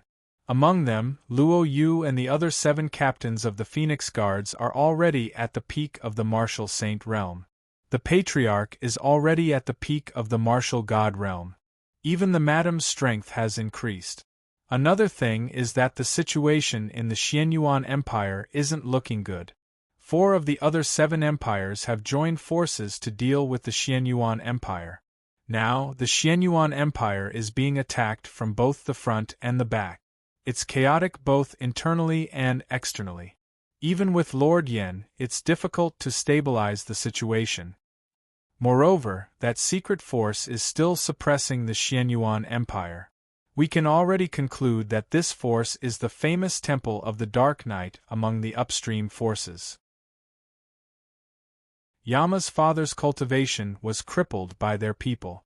Even our Phoenix dynasty, as well as the old man and the others, were also done by them. Hearing Ling Hua's words, a cold light flashed in Fengjiu's eyes. He opened his mouth and said, "The Temple of Darkness? Very good." Now that she knew which force was behind this, she knew where to start. After staying silent for half a year, It was time for her to go out for a walk. Master, the water is ready. Please take a bath. Leng Hua walked out and said. She replied and stood up. She then said to Leng Hua, tell my parents that I'll go look for them later. Also, tell the Phoenix Guards to get ready. I want to see the results of their training. Yes. Leng Hua replied and turned to leave. Chapter 17:14. After bathing, Fengjiu first went to her parents' courtyard. When she arrived, she saw Guan Xilin. She smiled and called out, Father, Mother, Brother. The three people waiting in the courtyard heard the sound and turned their heads to look. They saw her in a red robe, elegant and graceful. Her brows exuded a confident and proud aura as she slowly walked over. It was clearly the same person, but the aura and momentum on her body seemed to have undergone an earth-shattering change. They could not help but be secretly surprised when they saw it. Previously, they had heard from Leng Hua that Xiao Jiu had advanced, and she might not even be at the fairy realm. Now that they saw her, they suddenly realized that she had changed more than that. His entire being had undergone a tremendous change. Now, her aura was restrained, as if she had become one with the heavens and the earth. If one didn't look carefully, one wouldn't notice her aura at all. It was as if she had reached the celestial realm. Her red robe was very dazzling, but it also seemed ethereal. Her face seemed to be hidden in a cloud, and it was difficult to see clearly. Xiao Jiu, what's your current level of strength? Feng Xiao asked in shock. He had seen many people, but he had never seen someone like her. Her strength shouldn't be at the fairy realm, right? Feng Jiu pursed her lips and smiled. She said, I'm at the peak of the celestial sage realm. Celestial. Peak of the celestial sage realm? Feng Xiao widened his eyes in shock. The peak of the celestial sage realm was above the fairy realm. However, generally speaking, no matter how talented a cultivator was, he wouldn't be able to jump directly from the peak of the nascent soul realm to the peak of the celestial sage realm. The higher the level of one's strength, the harder it was to advance. Even among the upper echelons, the strongest person who dealt with them was only at the fairy realm. However, she had actually advanced from the peak of the nascent soul realm to the peak of the celestial sage realm after cultivating in seclusion for half a year? If it were someone else, they wouldn't be able to reach such a level even if they cultivated for 50 or even 100 years. Shangguan Wanrong also looked at her daughter in disbelief. She muttered, Peak of the celestial sage realm? That's a battle prowess equivalent to 100 fairy realm experts. One of them was equivalent to 100 fairy realm experts. So, how terrifying was his combat prowess? Just how strong was this expert? Thinking of this, her heart began to thump wildly. With Xiao Jiu's strength, there was no need for her to fear anyone. Furthermore, she was still young, and her strength would definitely increase in the future. Even some of the clans in the upper echelons would reconsider if they wanted to make an enemy out of such a strong person. She took a deep breath and exhaled slowly, calming herself down. She was really happy that her daughter had such strength and power. In this way, when she went out in the future, even if they were not by her side, they would not have to worry about whether she would be in danger. Right now, even if she had reached the upper reaches, she was already a powerhouse that no one would dare to provoke. Furthermore, she had both alchemy and medical skills. She would definitely be dazzling no matter where she went. Great! To be able to reach the pinnacle of the sage immortal realm in just half a year, Xiao Jiu, you're truly a genius. Guan Xilin laughed heartily.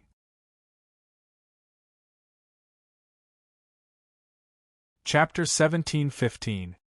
Hearing this, Feng Xiao and Shangguan Wanrong looked at each other and asked, Are you going out? Yes, it's time to deal with those things. She nodded and looked at the two of them, saying, Father, Mother, I hope that you can stay here for now. This place can be said to be aloof from worldly affairs, and there's no danger. I'll be more at ease if you're here. Don't worry. Do whatever you want. Don't worry about us. We'll take care of ourselves. Feng Xiao patted her hand and said. His daughter was not an ordinary person. This place could not trap her. He knew that she would still go out. Yes. We'll wait here for you to come back. Don't worry, Shangguan Wanrong said softly. Now, this was their home. Even if the dark forces wanted to deal with them, they could not. Here, they would be very safe. Fengjiu nodded and then looked at Guan Shilin, saying, Brother, I'm going to see how the Phoenix Guard's strength has increased recently. Let's go together. Okay. Guan Shilin responded and bowed to Feng Xiao and Shangguan Wanrong. Then, the two of them walked out together. In the field in the forest, the Phoenix Guards heard that their master had come out of seclusion and was going to check on their results in the past 6 months. Therefore, all of them stood straight in the forest, nervously waiting for their master's arrival. Although they were very satisfied with their progress in the past half a year, if they were to look at it from Master's point of view, would Master feel that they were advancing too slowly? Even if they were satisfied and felt that it was already good, it was still not as good as their Master's affirmation. Feng Jiu, who was chatting with Guan Shilin, came to the forest and saw the Phoenix Guards standing there. Each of them was as straight as a pine tree and had a biting cold aura. Their bodies were filled with a strong fighting spirit. He stopped in front of them and saw them kneel on one knee and bow respectfully. Greetings, Master. Get up. Feng Jiu gestured as his gaze swept over Luo Yu's group of 8 before sweeping over the Phoenix Guards behind them. With a sweep of his divine sense, he had a rough idea of their strength. Compared to half a year ago, she had definitely improved a lot. In addition, her brother had also told her on the way that her combat strength and adaptability had improved. It seemed that it was about time. Split into 2 teams and fight. I want to see your battle prowess. She instructed and then retreated to a higher ground. Yes. When the crowd heard her words, they quickly split into 2 groups to fight. For a time, the sound of fists surging through the air, as well as low shouts, could be heard from time to time. When their fists collided, it was as if they contained the force of 1,000 pounds. When their palms collided, it was as sharp as a blade. How is it? Are you satisfied? Guan Shilin asked as he looked at the people fighting below. They are all trained according to the training method you mentioned. There are ambush teams, tracking teams, and main attack teams. I think their strength is pretty good after half a year of training. Guan Shilin asked as he looked at the people fighting below. Feng Jiu looked and said, if they face the enemy head-on, there's still a risk.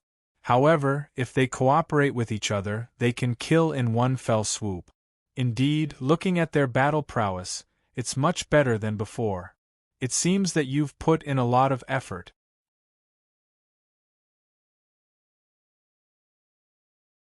Chapter 17-16. Feng Jiu looked at the Phoenix Guards fighting below and said, Brother, I'm going to bring them out for a real battle. Since the Xianyuan Empire is being attacked by the other empires, I want to attack them from the shadows. No problem, Guan Shilin said loudly. Count me in, I'll go with you. She turned to look at him and smiled. Okay. After about 2 hours, the Phoenix Guards stopped one by one under Feng Jiu's command. They were panting. After the battle, they all had some scratches on their bodies. Even if they were knocked down by their opponents, they continued to stand up. Therefore, after a round of fighting, it was inevitable that they would be injured. Bring all your teams back to rest. I have a mission for you in 2 days, Feng Jiu said to them as he stood on a high ground. Yes. Everyone responded and quickly left under the leadership of their respective team leaders. 2 days later, she left 10 Phoenix Guards, the black bear cub and green hare to accompany her parents in the valley. The others were divided into several teams. Under the leadership of Du Fan, Guan Shilin and Feng Jiu, they set off in 3 teams. They did not set off together. Instead, they set off separately. However, their destination was the same. It was one of the 8 great empires that was attacking the Xianyuan Empire.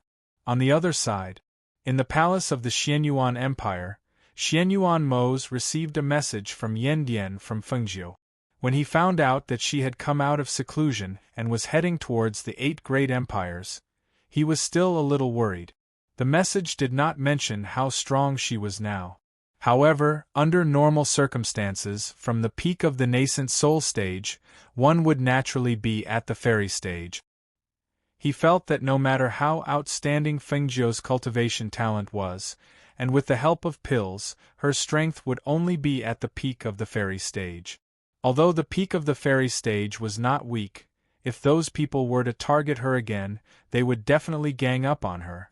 Hui Lang saw that he was deep in thought after reading the message, and did not respond for a long time. Hui Lang secretly moved 2 steps forward and took a look. After reading the message in the letter, he grinned. "Master, the ghost doctor is coming over? If she appears again, her strength must be stronger than before. If she comes, she can help Master a little. Master should be happy. Why are you frowning? The strength of a fairy realm cultivator can't be said to be very strong.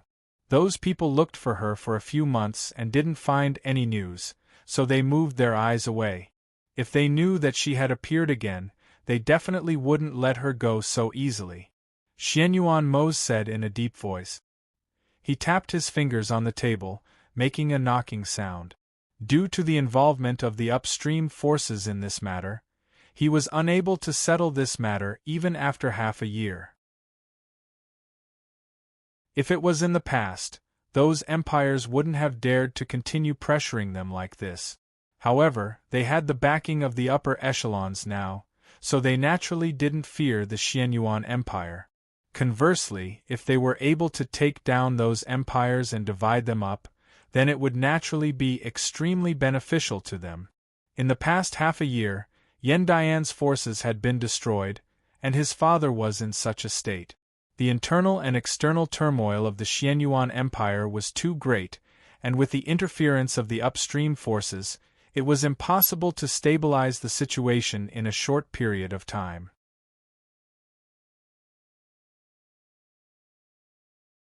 Chapter 17:17. Xianyuan Mose remained silent. He knew that he could only wait for her arrival. However, what he didn't know was that although Fengjiu and the others came to the 8 great empires, they weren't going to the Xianyuan Empire. Instead, they were going to the Qishui Empire, one of the 4 empires that were besieging the Xianyuan Empire.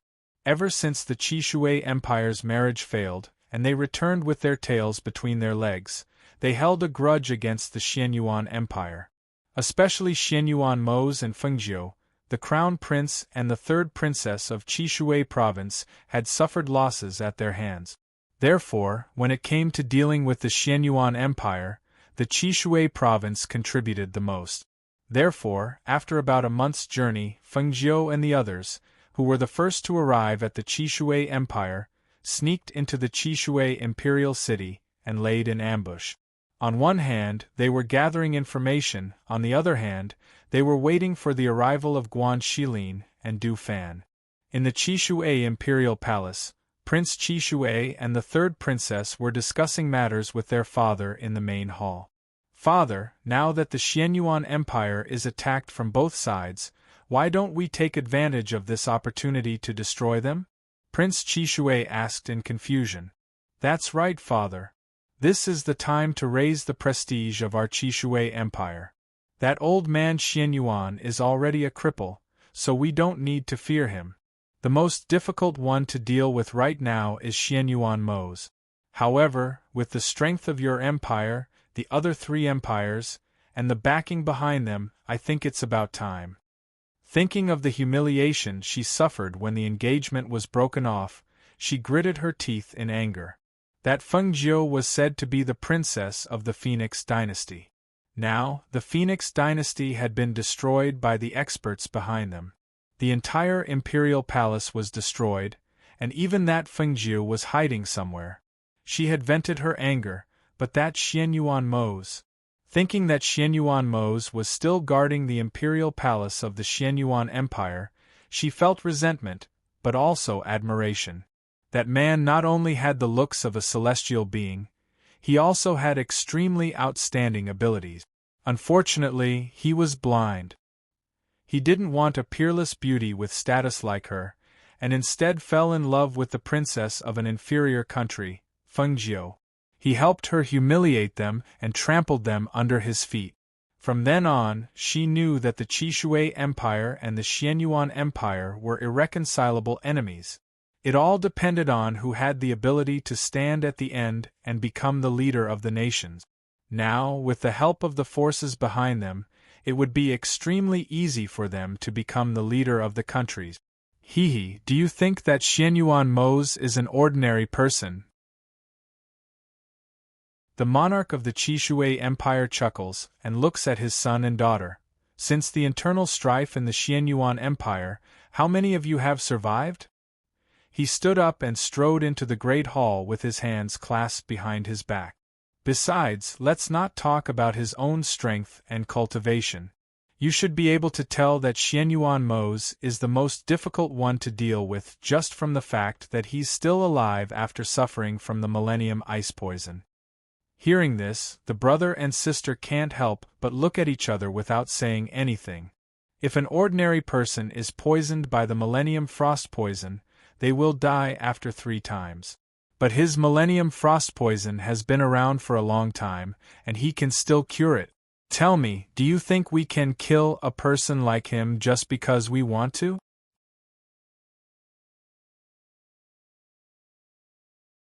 Chapter 17-18. What is his cultivation level? The siblings looked at each other and said, based on his age and talent, he should be a Fairy Realm Master. A Fairy Realm Master? Ah. The Lord of Qishui Province smiled and shook his head. You don't even know what level he is at, and you want to kill him? Don't know? She had always thought that Xianyuan Mose was a Fairy Realm Master. After all, a Fairy Realm Master was the strongest existence she had ever encountered. Father, could it be that he is not a Fairy Realm Master? Prince Qishui clenched his fists, feeling resentful and unwilling. Xianyuan Mose was a crown prince, and so was he. However, there was a huge difference between the two of them. It was as if he had always been suppressed by Xianyuan Mose. As far as I know, Xianyuan Mose's bestial cultivation level is definitely higher than the fairy realm. He paused, then continued, however, if he is not at the fairy realm, then he might be at the celestial saint level. However, even I have never seen a celestial saint. His voice was filled with emotion. If it is difficult to cultivate to the celestial saint level, then it is really a step into the celestial world. The strength of a celestial saint is equivalent to the strength of 100 fairy realm masters. Xianyuan Mose's strength is what we have always been afraid of. Do you think that although we have the support of the upstream forces, when we are really in danger, the people from the upstream forces will save us? He shook his head and said, You are too naive, too naive. We have teamed up with a few empires, but no one has really attacked. No matter which country attacks, it will definitely be the one that suffers the most losses. If we attack first, our empire will suffer the most losses. If the people from the other countries take the opportunity to attack, then wouldn't it be a waste of effort? He was an emperor, a ruler of a country. He thought further than them. They only thought about the present, but he thought about the future. The people from the upper reaches didn't make a move, but allowed them to do it.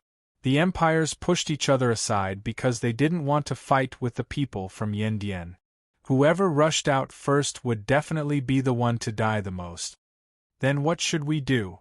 Are we just going to keep waiting like this? Prince Qishui asked, somewhat unwilling to give up. Of course not.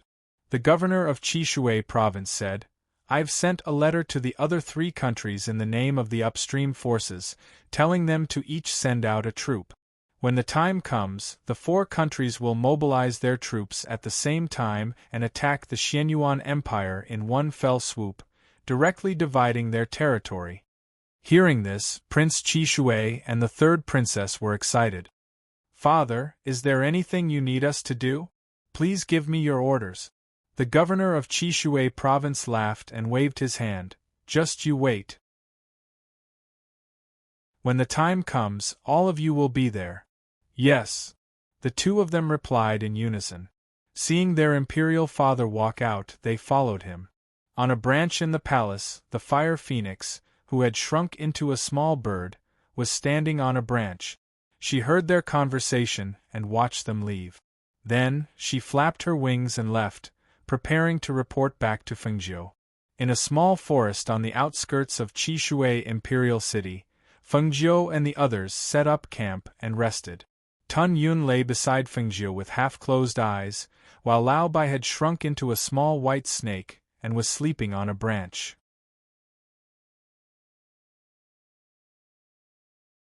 Chapter 17-19.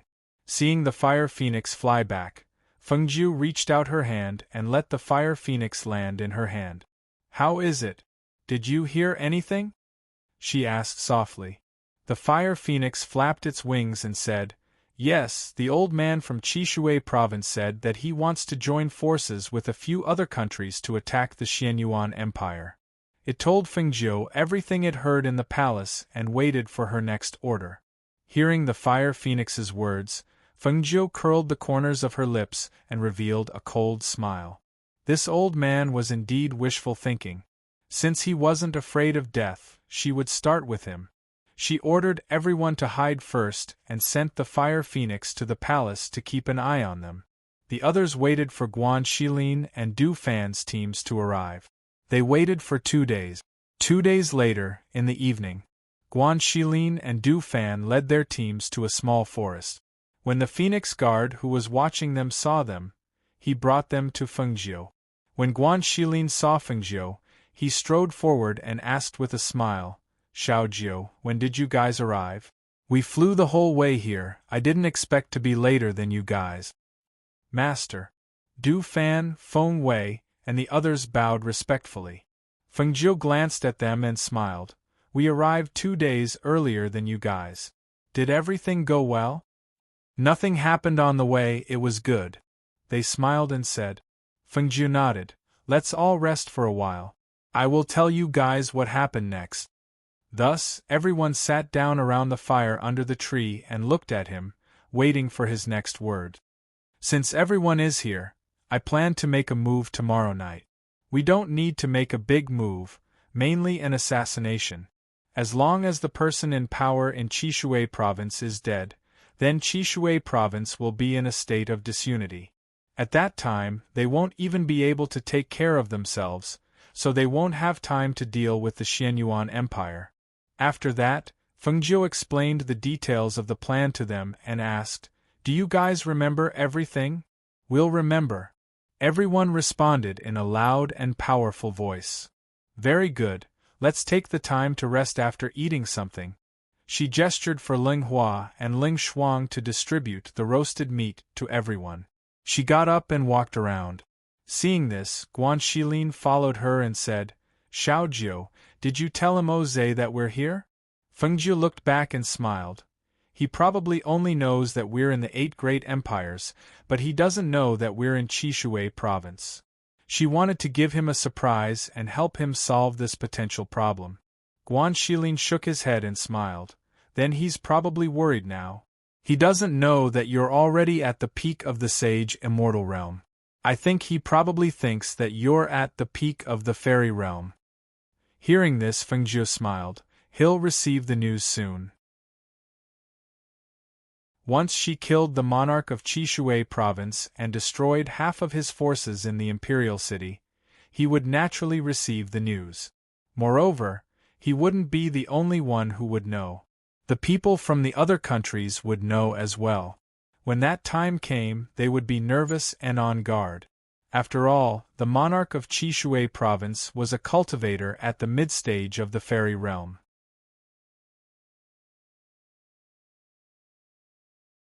Chapter 17-20. The next day, at night, Fengjiu and Guan Xilin led a group of people and sneaked into the palace. The others were led by Luo Yu and the others to make other arrangements. They entered through the side door of the palace. After taking care of the guards, they let the Phoenix guards replace them to guard the room while the others went inside. After half a year of training, the Phoenix Guard's skills and ability to hide their presence were top-notch. They hid in the dark, and even though there were many guards in the palace, they were unable to discover them. The Fire Phoenix, who had been waiting in the palace for a long time, knew of their arrival and flew over. The Lord of Chishui Province is in the palace in front. Follow me. As it spoke, it led the way for them. Fire Phoenix, have you done what I asked you to do? Fengjiu asked in a low voice. It's been done since this morning. The effects of the medicine should be taking effect soon. The Fire Phoenix turned around and said. She had asked it to put a colorless and odorless medicine in the water so that the cultivator's spiritual energy would dissipate without them noticing. Calculating the time, the medicine should be taking effect soon. Very good. Fengjiu revealed a satisfied smile. This way it would be effortless. The Lord of Chishui Province, who did not know that danger was approaching, was currently hugging a voluptuous and beautiful concubine in the palace. He was touching her up and down, causing her to pant. My lord, don't. You're still reading the memorials. A voluptuous woman dressed in a lotus-colored chiffon dress had a delicate and charming appearance. She sat on the Chishui monarch's lap with one hand around his neck and the other half covering the chiffon in front of her chest, covering half of her exposed body. Her slender waist swayed slightly, and a pair of slender white legs were faintly discernible under the chiffon dress. She was half unwilling, half angry, and half bashful, and her beautiful eyes were filled with a seductive charm. No memorials can compare to you, my beloved concubine. Come, let me kiss you. The Lord of Chishui Province touched her buttocks with one hand and used the other to pull away the hand covering her chest. He then lowered his head and buried his face in her voluptuous bosom. Ah, your Majesty! Her coquettish voice was infinitely captivating. The beautiful eyes of the well-developed beauty in his arms, her enchanting body, and the soft, smooth, and plump feeling all made his heart ripple. He only felt the evil fire rising, and he immediately carried her to the big bed inside. He tossed the woman in his arms onto the bed, tore off his clothes, and pounced on her. However, at this moment, a long sword emitting a cold glint appeared silently and rested on the monarch's neck. What a good mood! A mocking voice rang out in the room, sounding very strange. That voice startled the Lord of Chishui Province. It was as if a basin of cold water had been poured over his head, extinguishing the evil fire in his body. All that was left was fear. Who was it? Who was it that could appear in his palace so noiselessly? Who was it? Who was it that dared to place a sword on his neck as if there was no one else around? Moreover, he actually didn't notice the arrival of others at all to be able to go undetected. Could this person's cultivation be higher than his? Thinking of this, he couldn't help but break out in a cold sweat, especially in such an embarrassing situation. Ah!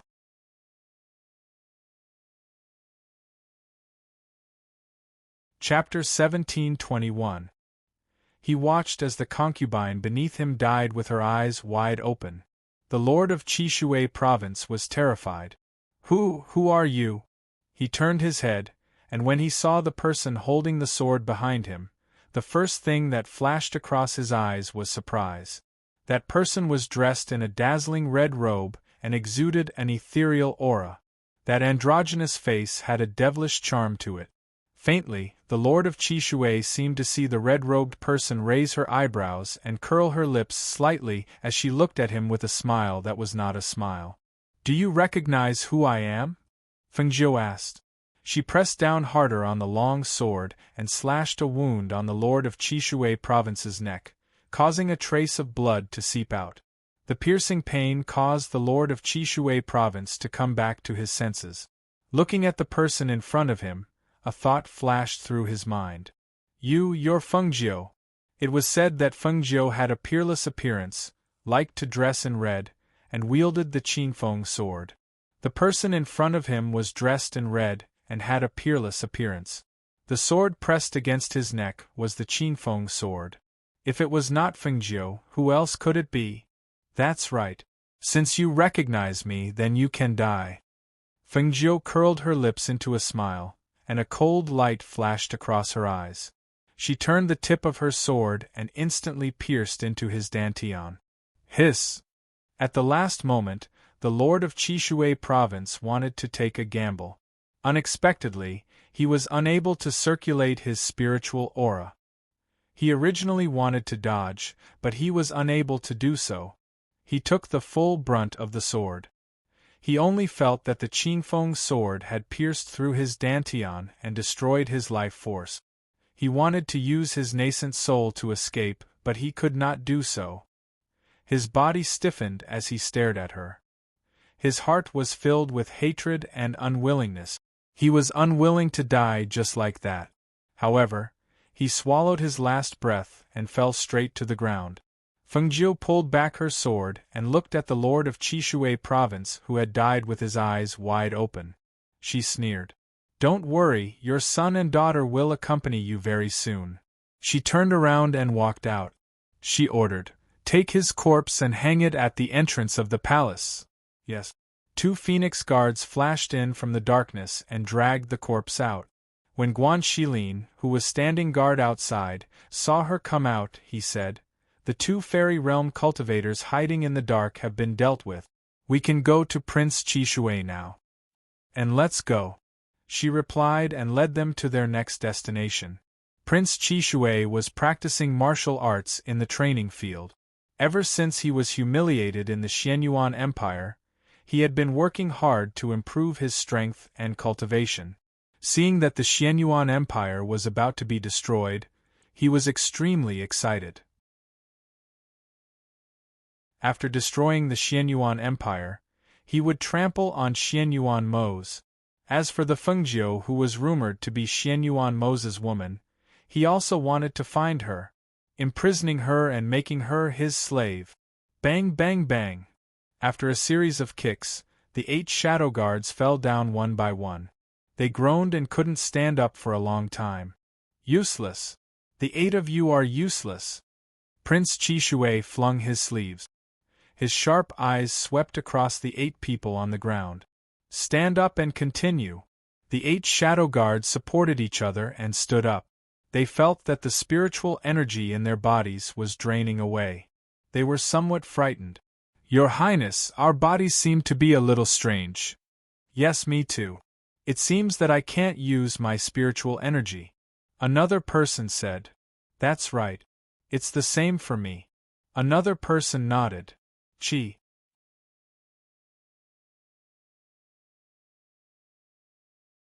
Chapter 1722. Maybe you're just lucky that you haven't drunk the water in the palace yet. A voice came just like that, startling everyone and causing them to turn around. When Prince Chishui heard that voice, his heart trembled. He looked at the figure in red walking out of the darkness in disbelief and cried out in a low voice, Fengjiu, you actually came to our Red Water Palace. How dare you? After recovering from his shock, Prince Chishui stared at the red figure with a strong desire to possess her. You came at the right time. The Crown Prince was just thinking about you.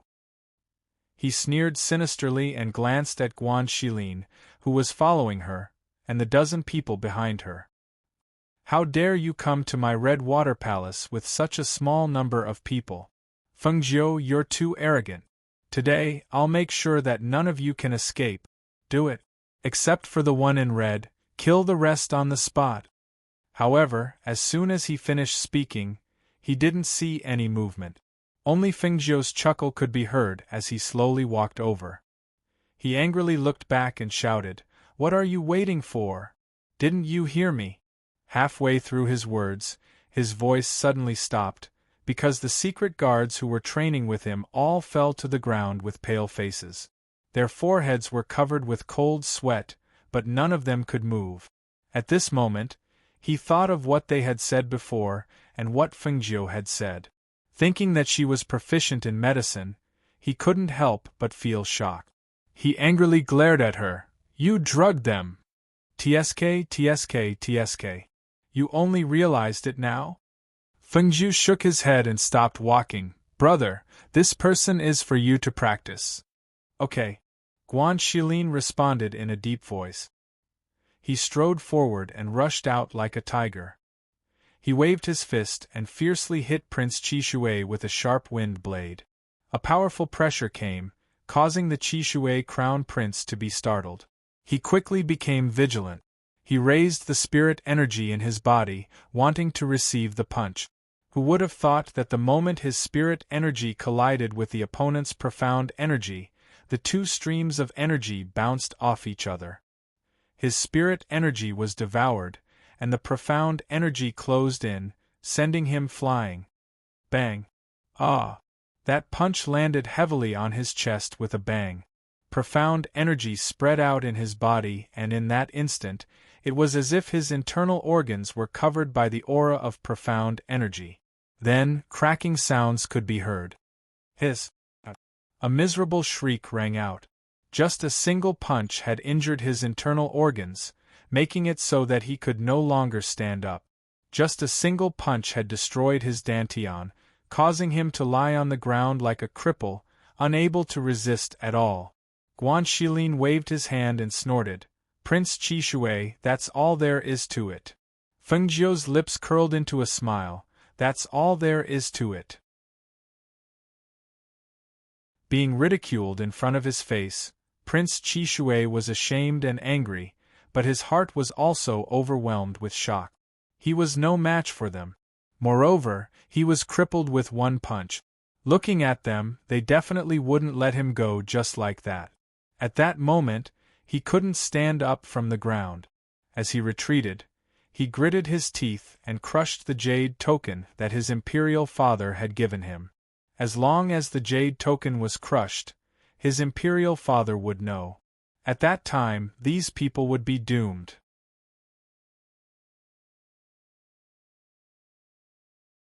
Chapter 1723.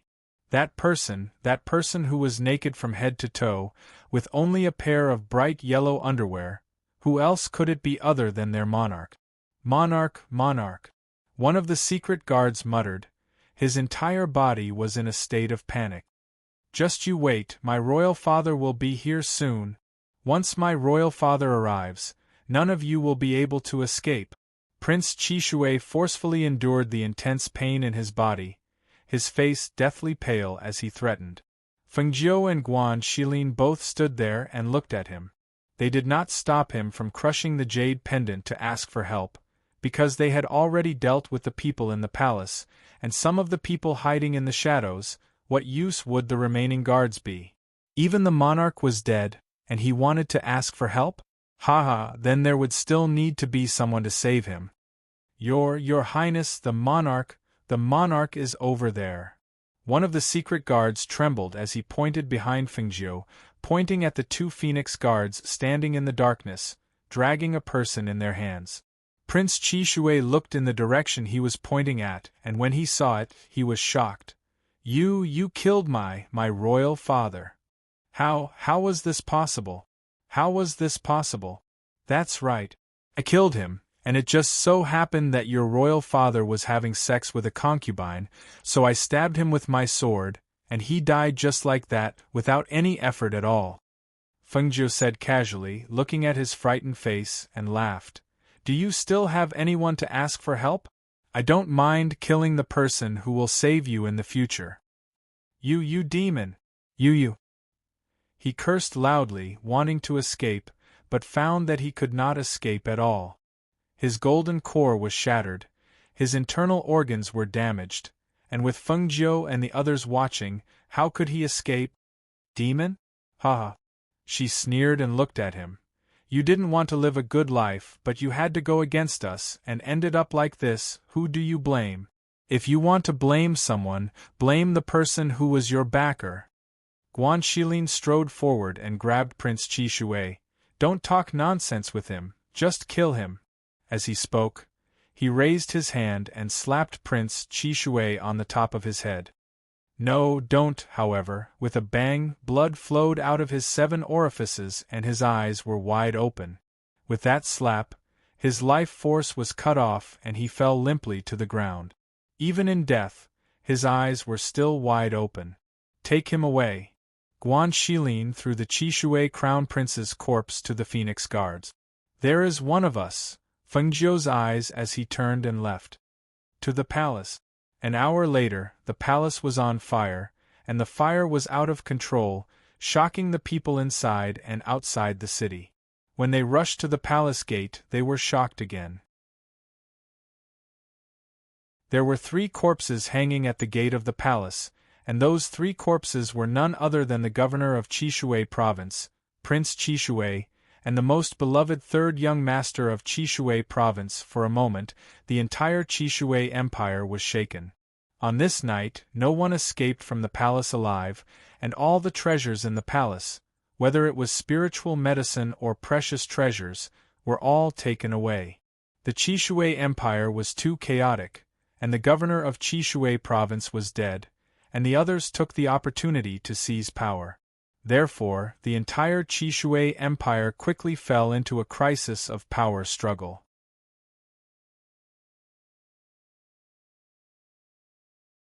Chapter 1724. When Xianyuan Mose received the news, it was already a few days later. In the Xianyuan palace, he stood with his hands behind his back and looked at the sky outside. He sighed inwardly. No wonder she didn't come when he was waiting for her here. She went to the Qishui Empire. She was too reckless. After standing in the palace for a while, he called out, "Hui Lang." "Master." Hui Lang walked in from outside and bowed to him. He asked with a grin, "Master, what are your orders?" Xianyuan Mose glanced at Hui Lang, who was grinning foolishly. The corner of his mouth twitched imperceptibly. He looked away and said in a deep voice, "Take a group of people to help Feng Zhou." Hui Lang was stunned. "Go where?" "Master, do you know which empire the ghost doctor will target next?